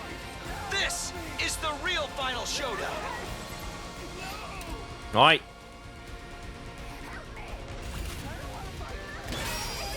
Mita gets the armor going. Yeah, you're at least not trying to do a special attack, looks like. But yeah, we'll see if we can take her down. The fact that we're doing unique battle here pretty much implies that we're fighting her for realsies. Oh my god, there's like 6. There's like 8 of these guys over here. Oh, good heavens. Okay, hold on. Say my ace. My electric fences, go. I saved it all for these. Here's one for them. Time for me to move. I'll just put this here. Let's go! This is perfect here! I guess I'm up. Need to get rid of that one UFO guy over there because they're scary. They can go through these. I'm all set. I'll set it up. Let me see. Should I just do this maybe? Yeah, this will be enough. Fuck you, get out of here. I think that's the only one too, looks like maybe. Yeah, I think so. Yeah, okay. Just get rid of that guy real quick there. Is there any other quick shots we can get real quick here? Doesn't really look like it. No, not really. Okay. Okay. I guess I'm up. We're going to set some bombs down as well over here. Give them a little something. I'm ready. Here goes. Let me see. Let's do this. How many fences do we have? We have 3 more. Go and put that there, actually. Time to use it. Yeah, no, this freaking front line of hers is actually insane. Like, there's so many of them here. I don't want to deal with that. I need to stun them so they don't do anything to me. That's scary. Let me handle it. They got my electric fences shivering over here a little bit. Here we go! Using it! Let's get to the killing. This'll do. All right, I've got this. place some bombs over here now. This should do it. I'm good to go. And what do we have? 3 more. So like 2 here, For them. and then 2 in the middle over here. Time to use it. Hopefully she does not teleport away from this, otherwise I'm scared. She just walks up over those and it's perfect. But yeah, we'll see.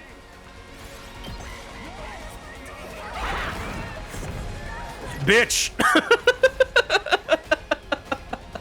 Alright, cool. I really wish she didn't move over there, actually, because I wanted to get Darmy. Especially when she's doing that! Because I really wanted Darmy and Yugamu to come in the middle. But no! She wants to move over there! It ruined my plans! My schemes! My meta strategy! It's all falling apart! It's really not, but still, I'm mad.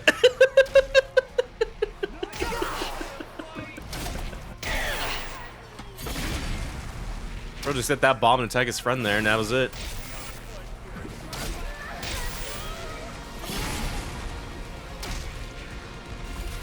Okay.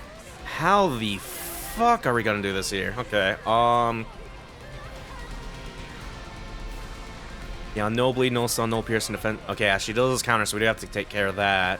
I'll do my Let's do the thing with you real quick. I'll set it up. Alright then.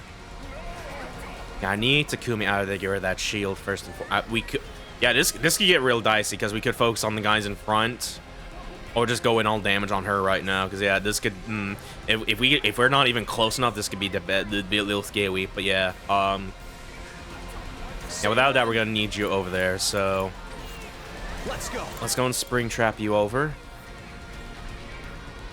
Probably right here a little bit. I've got this. We'll get you attacked up.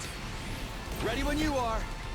And what will be the best position for this right now, actually? I guess right there, take care of the guy over there, maybe.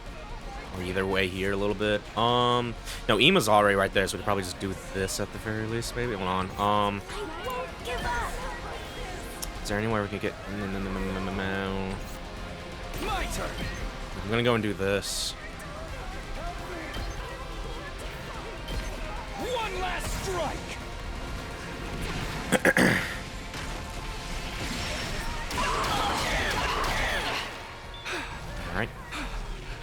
Let's get Nozomi over there now. Ready as I'll ever be.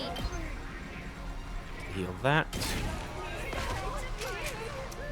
Kako wrong might be healed up from this actually. Action. By the way, I kind of did this wrong, but either way. Unless I do like a space back maybe.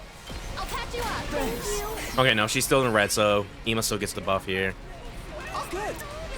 In which Let's do case... this. Yeah, just go and stab that to get rid of the thing. You're good at scaling me right now. They'll do that. There we go. I guess I'm up. Yep. Back up with you. Here goes. Yeah, focus on getting that guy over there too. Try this on the sides. Hardly a Okay. challenge. I can still fight. Let me feel. I'm attack up, am I? I don't think I am actually. I won't give up. Got kind of a little too overkill to do that when we need to get everyone over there first. How many springboards do I have? 5? I think we could probably get these two over there as good enough as we can, actually, if we do this. This is going to be only for them, though. Let's do it to it. Time for me to move. Yeah, okay. Here we go. All right, everyone's ready to kill. I use attack potion with you. This is right here. You get Tsubasa over there. What can she do it ideally though? A little bit here. Ready when you are. This is a 9 attack here. Oh yeah, it'd be good for these guys specifically, just to get more AP along the way here. So yeah, let's do that actually. Let's ride.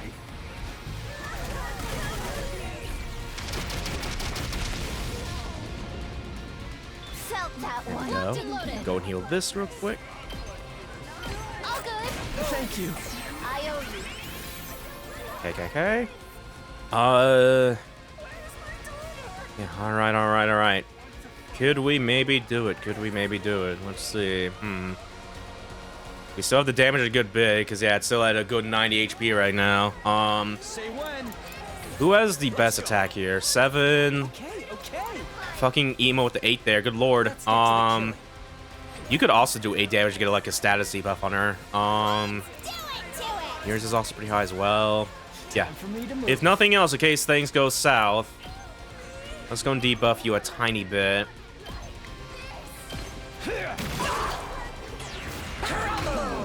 Owie. I'm good to go. Guess that's gonna be 6, and that's going, yeah, that's another 8 there. I guess I'm up. Will I get attacked at this range? No, I did not. Okay, so that would be a little more ideal, actually. I'm all right.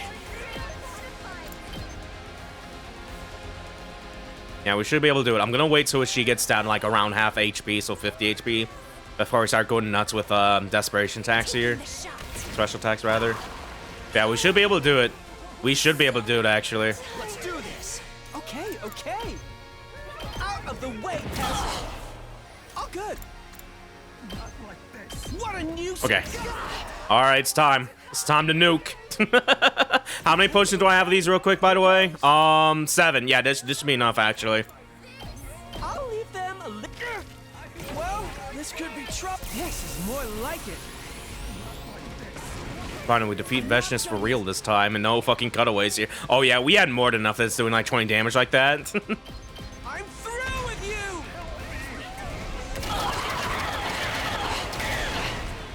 Serves you right.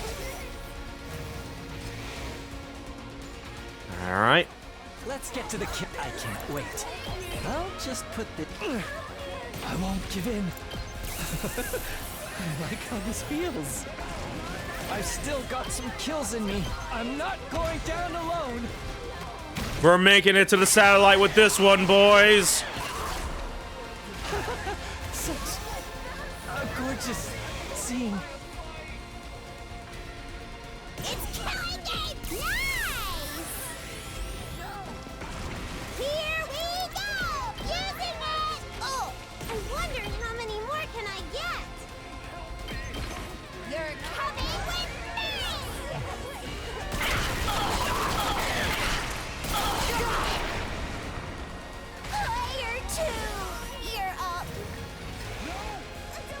Alright. Say when. Here we go. Time to use it. Ugh, it's all right. Not bad. Go for big damage kill, Takumi.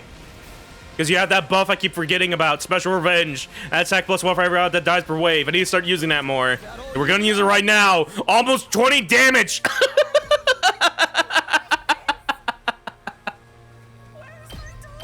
I'm putting it all on the line.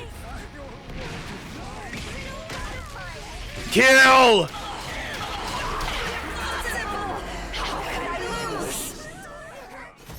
We did it, yay!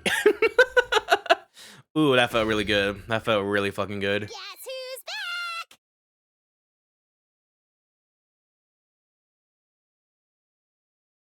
back? We did it. Why? An army led by a living god should have trampled over mere mortals like you. Veshness. You transformed every single soldier of yours into a combat organism. Honestly, they would have fared better as humans. In the end, your own tyranny was your downfall. Is that why I didn't see a single human in that large army? Cammy's right. We would have had a harder time making ourselves fight Rego humans. You have no regard for any human life other than your own. That arrogant refusal to believe in anyone was the reason for your defeat, Veshness. Arrogance befits my station as god. It is only right I should decide what my people become. This old hag is irredeemable. She truly believes she's a god now. Veshness, if you really want to get closer to God, I'll help you. By sending your soul to the heavens, your cryptoglobin will come all the way to the artificial satellite with us. That's where we will live in undisturbed peace, never needing to kill another person again. I grip my sword and walk toward Veshness. The final murder should be carried out by the leader. By me. Step away! What are you doing? I raise my sword. No! And I dealt the finishing blow to Veshness, ending the war once and for all. We did it! Yay! All the murdering was worth it. Whew. Alright, big day 100. And then came day 100. We all board the escape pod together. They're watching a movie right now. And we only lost 8 guys so far. And finally blasted off into space. Look! Up ahead!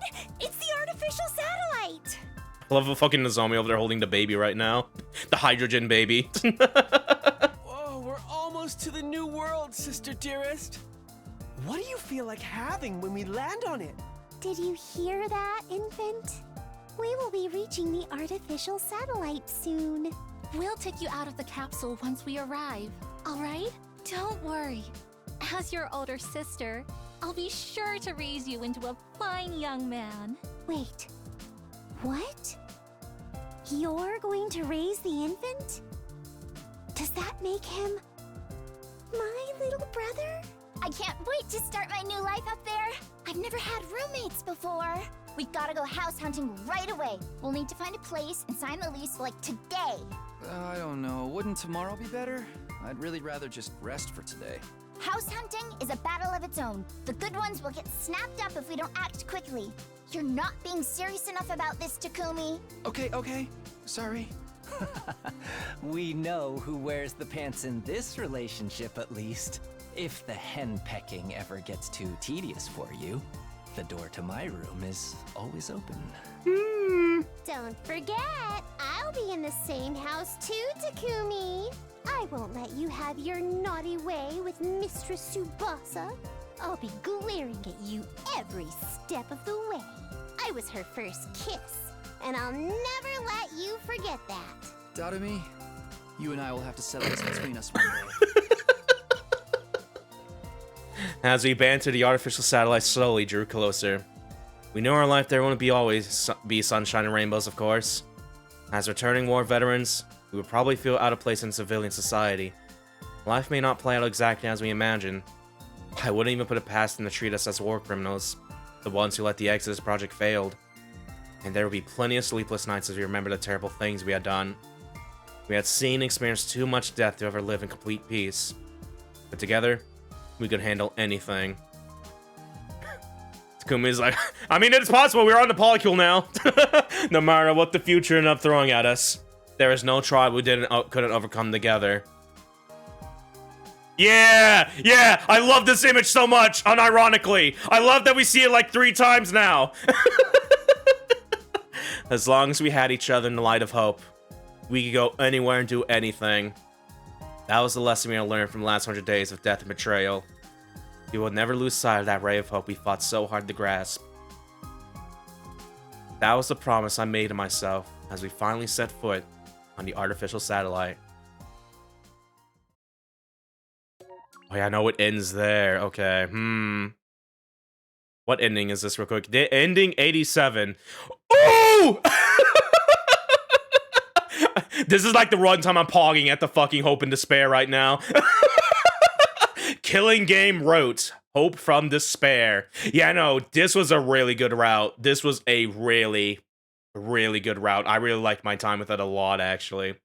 A lot of like happenings here and there and shit like that. I was on the edge of my seat throughout, all the good payoffs and stuff. I love like the character build-ups between like Takumi, Yugamu, Darumi, and like Tsubasa and stuff like that. It was very like Danganronpa V3 when Shuichi and like was bonding with like Kato and Maki a little bit. But yeah, that was really good. Yeah, so I'm gonna be saying that a lot potentially because I said that for like the slasher route, but this is definitely gonna be a bit more uncontested because yeah, this was really fucking good. This was really fucking good. But yeah, there's still a matter of like the artificial satellite that they cut away from though, because yeah, that's still kind of haunted right now. We don't like it cut away because they don't really they don't see the Elder Abominations up there, so it's like But yeah, no, this was a really fucking good route, really fucking good one. And yeah, that is ending number 8 so far. Ooh, wait, let me go and add it to my thing here. Where's my text? Where's my text? Here it is. All right. Ending number 8. All right. All right. So yeah. Before we move on to the next route in particular, because yeah, I am more than happy with the way this turned out, because there are so many chances where this could probably do a swerve. I'm like, oh no. But thankfully, I got pretty much what I wanted here. I'm pretty happy with that. So yeah, would add the abominations polycules. I guess so. Yeah. You know, we've been kind of just going straight along the middle here a little bit. Yeah, because we're probably gonna preview these like other route choices real quick here. Maybe we could probably do this one real quick, but I probably don't want to do like just see like the first 2 days only and stuff like that. But yeah, I just want to see potentially if there's like anything more branching off of that, or if it's gonna be like a quick little bad ending like here a little bit, because yeah, that's like the only instance we've seen so far and shit like that. But yeah, let's just go down memory lane real quick and just see what would happen if we maybe chose differently here. So let's start from the latest over here. Let's kill that baby now.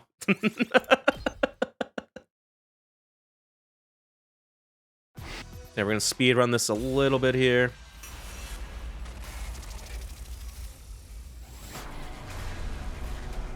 Let's go down memory lane and blend that baby.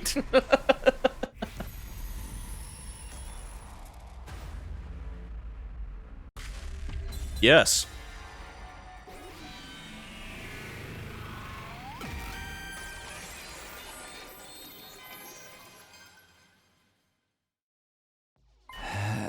There's another way. I have to kill the baby. It was my responsibility as a leader to ensure everyone made it to the artificial satellite safely. For that to happen, I had to stain my hands with blood one last time. But I can't do it now. Someone's bound to notice me walking to the defense room in broad daylight. I don't want anyone to see me doing this. I decided I would do it secretly, in the middle of the night, away from the watchful eyes of others. I'm going to day 93 here. Yeah, we're going to at least preview what this day is. And once we get to like 94 or something like that, we'll probably end there for this route here. So yeah. Or at least for like this split, and we'll check out the other splits here. But yeah. In the middle of the night, I quietly made my way to the door in front of the defense room. The baby's on the other side of this door. If anything else, because yeah, we still killed Ada like twice in this route so far, from like the original timeline, and then leading up to this here, so it only feels fitting that we try to just fucking mimic his steps a little bit here, maybe. He was generating undying flames in his capsule even as I stood there. The door was protected by undying flames too. They were rekindled almost instantly, even with repeated use of fire extinguishers. With undying flames that not even fire extinguishers could put out, this room was an impregnable fortress. Oh, hello. Oh yeah, we're at the suit now. But that wouldn't be a problem for me in this enhanced suit. The suit here could retrieve for us at the cost of our life, and the suit Ada left behind. Commune combined the materials of both to create an enhanced suit that could even withstand the heat of undying flames. If the undying flames can't hurt me, this door is no longer insoluble. And this hydraulic hammer should be more than enough to break it down. Guys, I'm going to get us what we need. The crypto global we need to launch the escape pod. As I mumbled those words under my breath, I took a step closer to the door. And then he showed up. Hey, can you not do that? What the? You! A ghost boy suddenly manifested in front of the very door, protecting his physical form. He chose a really bad time to show up again after such a long absence. Why are you so surprised? Aren't you here to kill me? No, of course not. Takumi put on the serial killer suit and the serial killer weapon. I'm a good guy. You don't need to hide it from me, Takumi. I have a good grasp on the situation.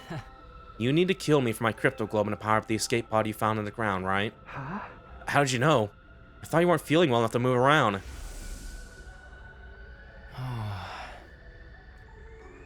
Huh?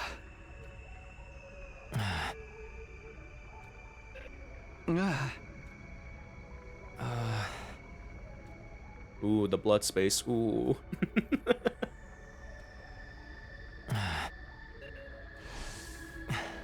This may sound strange, but the blood space corruption was purified a little while ago, and I suddenly recovered. For the last few days, I've been going around school every night to gather information to figure out the reason for my son's recovery. Putting the power drill to the baby's forehead like, this is what it looks like. That's a really funny mental image, actually. That's when I saw you discussing my assassination with a girl I'd never seen before. You heard me talking with the commune? You were talking about whether or not you would kill me. I've been watching you since yesterday to see what decision you would end up making.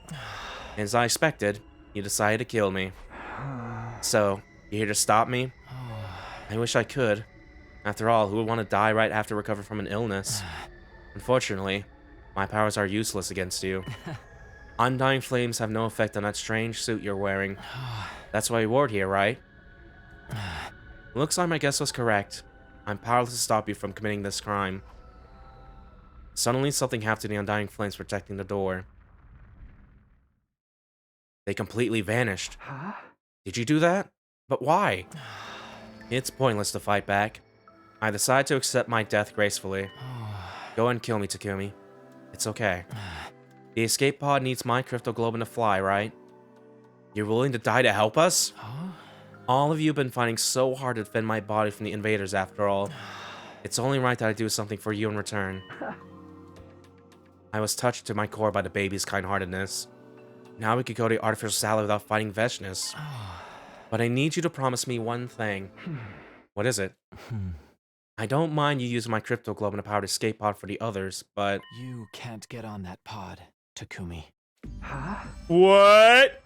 Why not? Think about it. Think about everything you've done. You killed Ado before you even did anything on day 2, and now you're trying to kill a defenseless baby.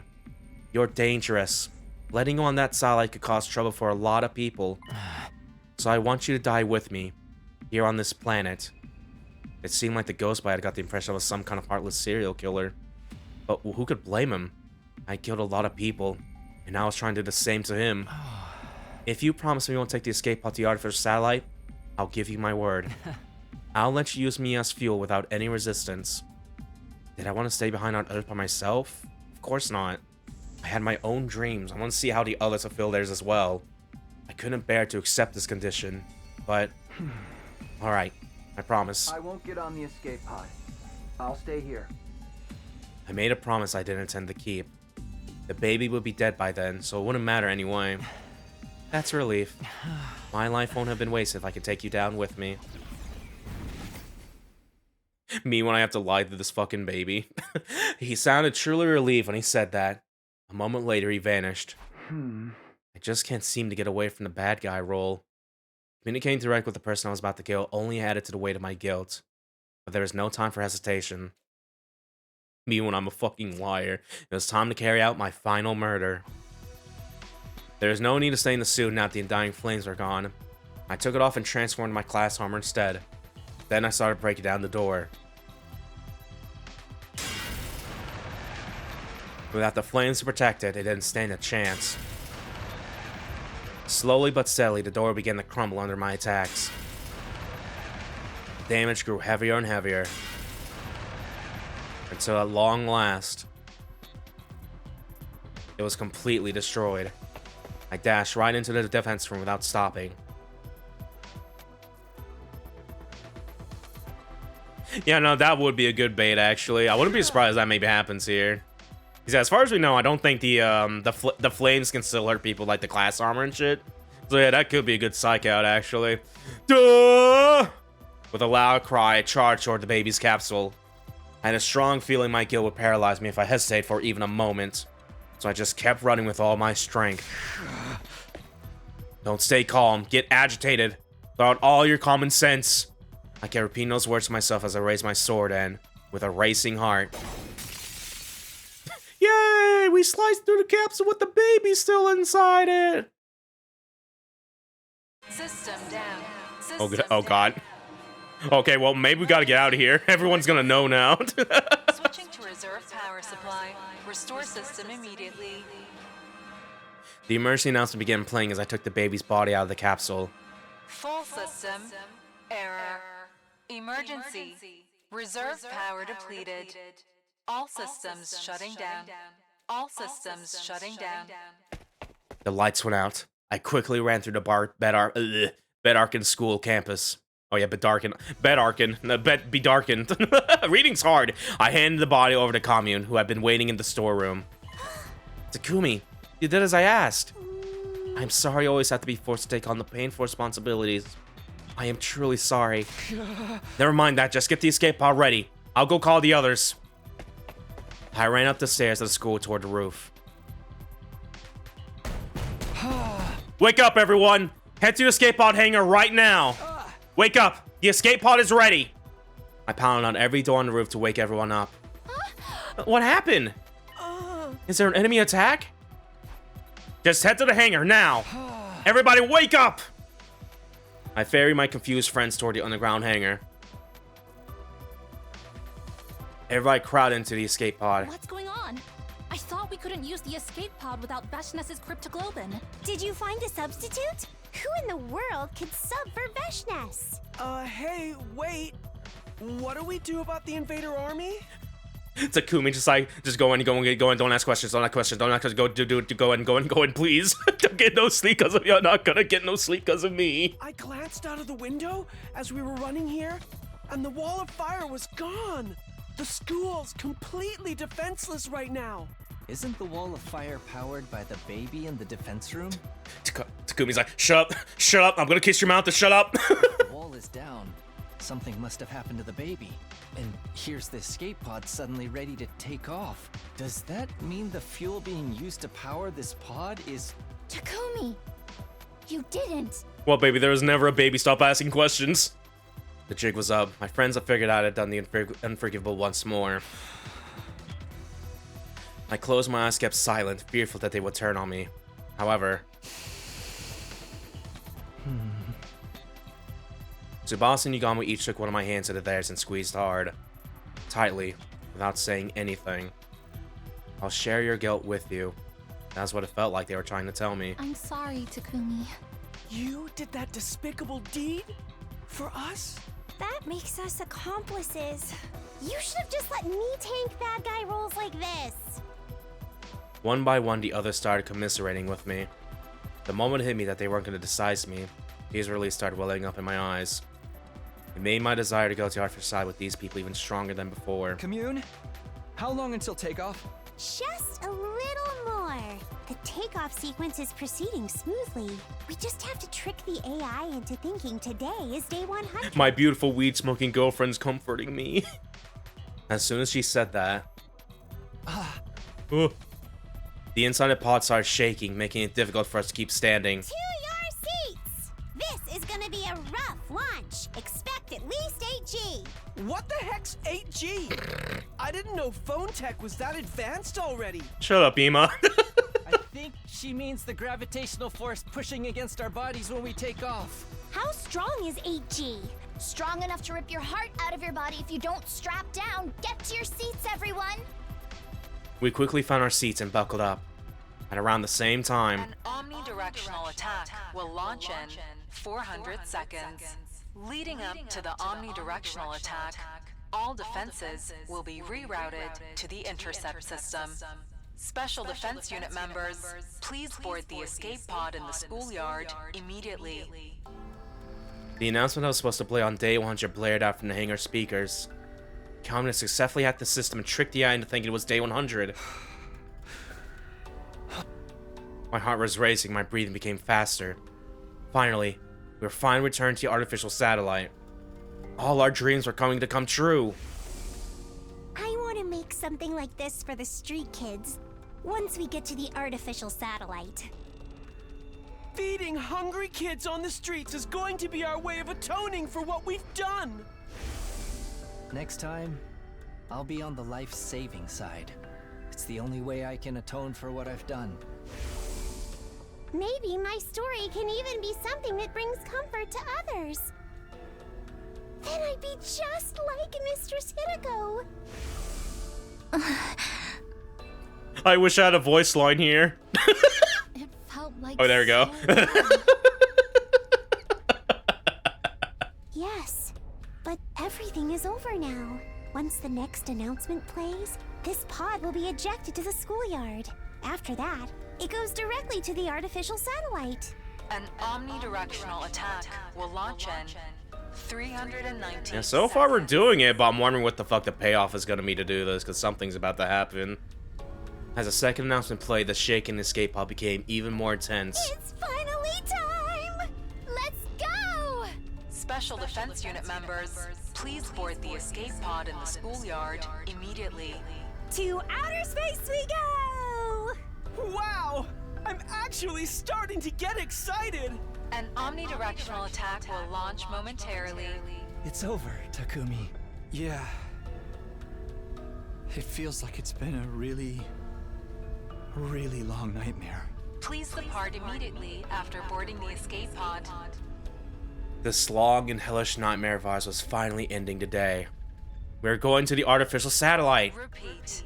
An omnidirectional attack will launch moment.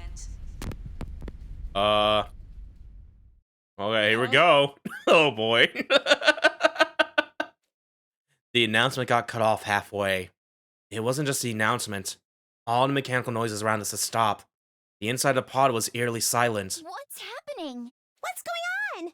We out of power? Has the takeoff been reset? Commune, what is this? I don't understand. Why was the takeoff aborted at this stage? Kanya stood up from her seat in a fluster and booted up the internal PC to check what had caused the disruption. What? Insufficient propellant energy? That is impossible. Man, that baby burned up real fast. Not even the baby's blood is strong enough to power the escape pod? It can't be. His cryptoglobin was supposed to be in a league of its own. Exactly. For it to be insufficient is inconceivable. Just 1 second ago, the power was so strong, I was having trouble keeping it in check. Kami kept staring at the screen, completely stunned. The energy in the propellant keeps going down even as we speak. It's almost as if it's deliberately refusing to allow us to take flight. The baby doing like the middle finger from the grave right now. He's like, Takumi, you didn't keep your promise. You're supposed to stay here, you can't do that. The moment Kami said that, I suddenly remember what had transpired before. The promise I made to the baby just before he died. Yeah, whoopsie.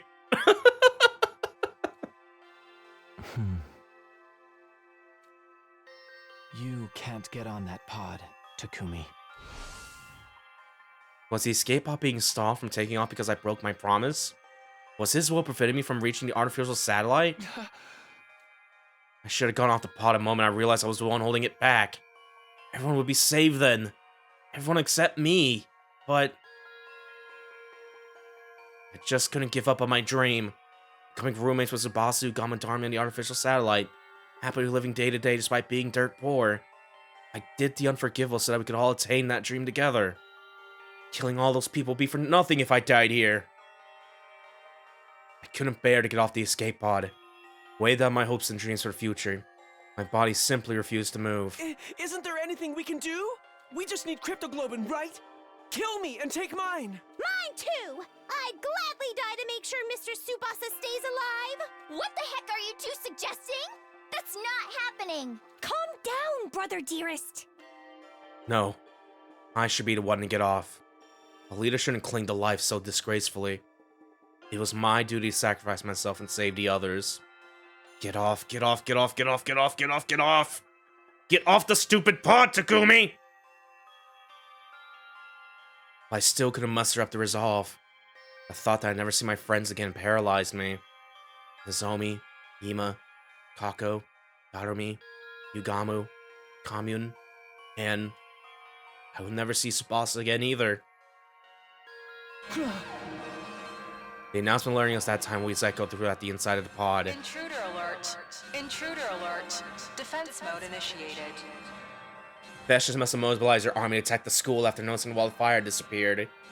There's no time for us to escape anymore. Our big gamble had failed. All because I shamelessly tried to survive alongside the others. We quickly rushed out of the pod to take on Vestiges and her troops. The invading army wasn't as large as I imagined. Vestiges must have organized their troops in a hurry to seize the window of opportunity while the wall of fire was down. We were more or less evenly matched with their hastily thrown together squad. Invaders came swarming into the school from all directions, and all we could do was kill, kill, kill, kill.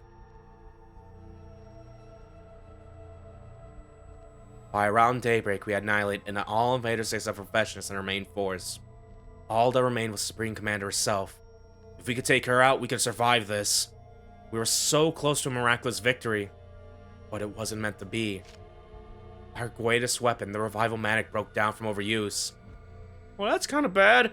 Unable to come back to life, we started losing our lives one no. Well, I'm really glad I'm not making this choice now. I'm glad we spared that baby. Lives one after another. And in the end... Oh! Oh! Oh, that's brutal! Though we barely managed to defeat Vestiges, she took each and every one of us down with her. Wake up, you're really fucked up big time, says the baby right now. Like... Ooh! So much wasted jam! Yeah, okay, ooh. Yeah, no. Well, that got going, a lot going on there, but yeah, that was a really good, like, bad end, though. Yeah, killing game route, so close and yet so far. 86. Alright. Alright. That is gonna be ending number 9 here. Okay. Ending number, typing's hard. There we go. I knew the route angst is, and when you were making your choice, it was like, is pig no Jesus Christ? yeah, no. Yeah, I'm glad I can still, because yeah, the choices in this route in particular really got me just going like, oh, kind of like that a little bit.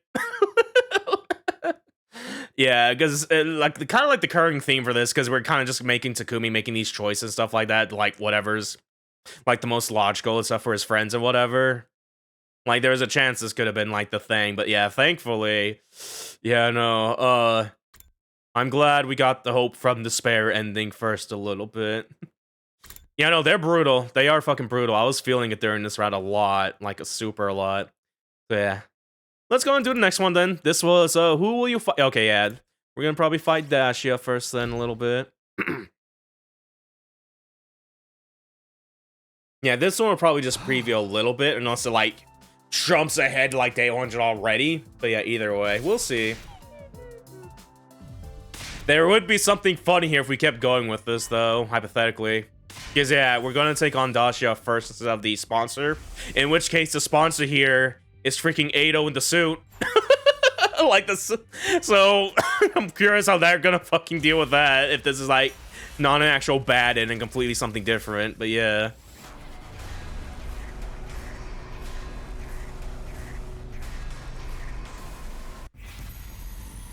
Who will you fight first? I'll fight Dasha.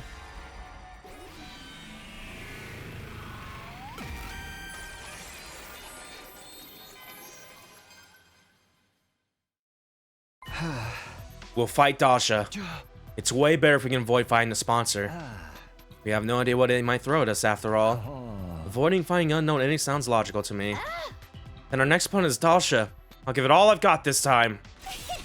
That ogre popped me like a balloon. I need to get my revenge. Kami, please get to work on the Bazooi's poison for Dasha. Indeed. Follow my divine footsteps towards their fated victory. Kami and I'll help you. I have a bit of medical knowledge. If I recall, Dasha said something after we fought him last time. He said he'd come to the school. If he says he's gonna come to us, then we'll let him. We'll set up poison traps around the school grounds and be ready and waiting to engage. We'll intercept him. It was settled. We wouldn't participate in round 4. Instead, we made steady preparations for whenever Dasha eventually showed up. Day 84. Oh yeah, they're just skipping ahead a little bit. Well, yeah, he does like show up like around like 87, like the other route a little bit. So yeah, that's fair. Yeah, we'll go and do the preview this a little bit here. Day 87 was when Dasha finally showed up at school, but his interest completely defied our expectations, in more ways than one. Whoa. Which is a bit fast when it skips a few. Yeah, it kind of like, because I know like in Persona, it kind of does like an actual better skip a little bit, kind of. I imagine something like that would be a little bit better. Just, you know, just make the number go down by 1 and stuff. But yeah. Dasha just walked right onto school grounds. After finding him standing out there, we rushed out of the school and over to where he was standing. When did you get here? What happened to the alarm? When did it get off it? So it's kind of repeating a little bit here from like the other routes. I'm gonna kind of skim over this a little bit here.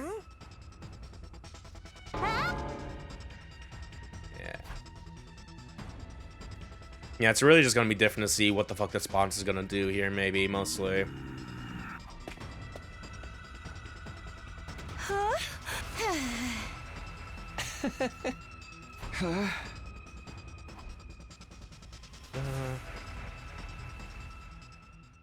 Yes, we're gonna still do the fight, looks like.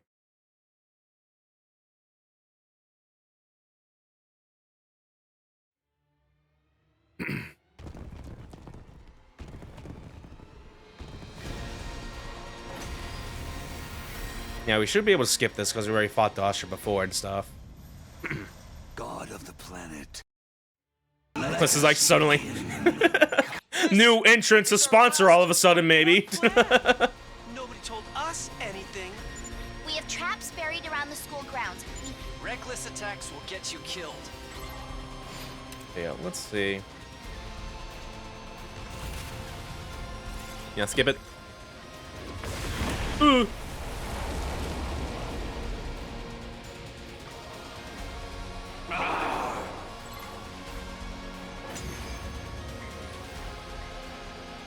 Part gas, go.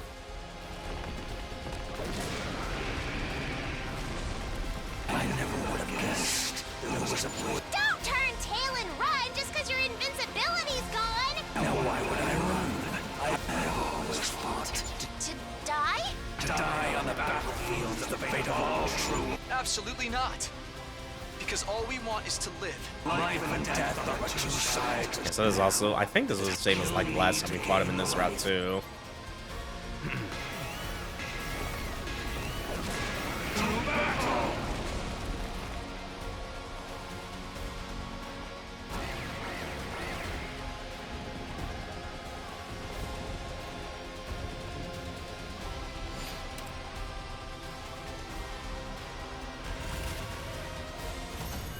Yeah, I did it, but I win by doing nothing, pressing the skip button.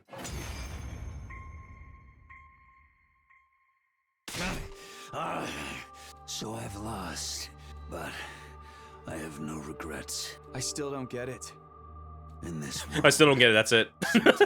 When I defied that woman, I despaired of dying in that because now Thank you for fighting honorably. You could have massacred us if you'd opted for a sneak attack instead. Yeah. it was an honor to have you. Now, finish. Hell yeah. Yeah, uh-oh, the bees! Maybe we should have thought about that. The sponsors beat descended furiously from above. What are these insects? They lifted Dasha's body high up in the air, and before I could so much as blink, they sucked all the blood out of him. God, about the fuck. But yeah, this is Ado, by the way. Under the suit. Using a chipmunk voice.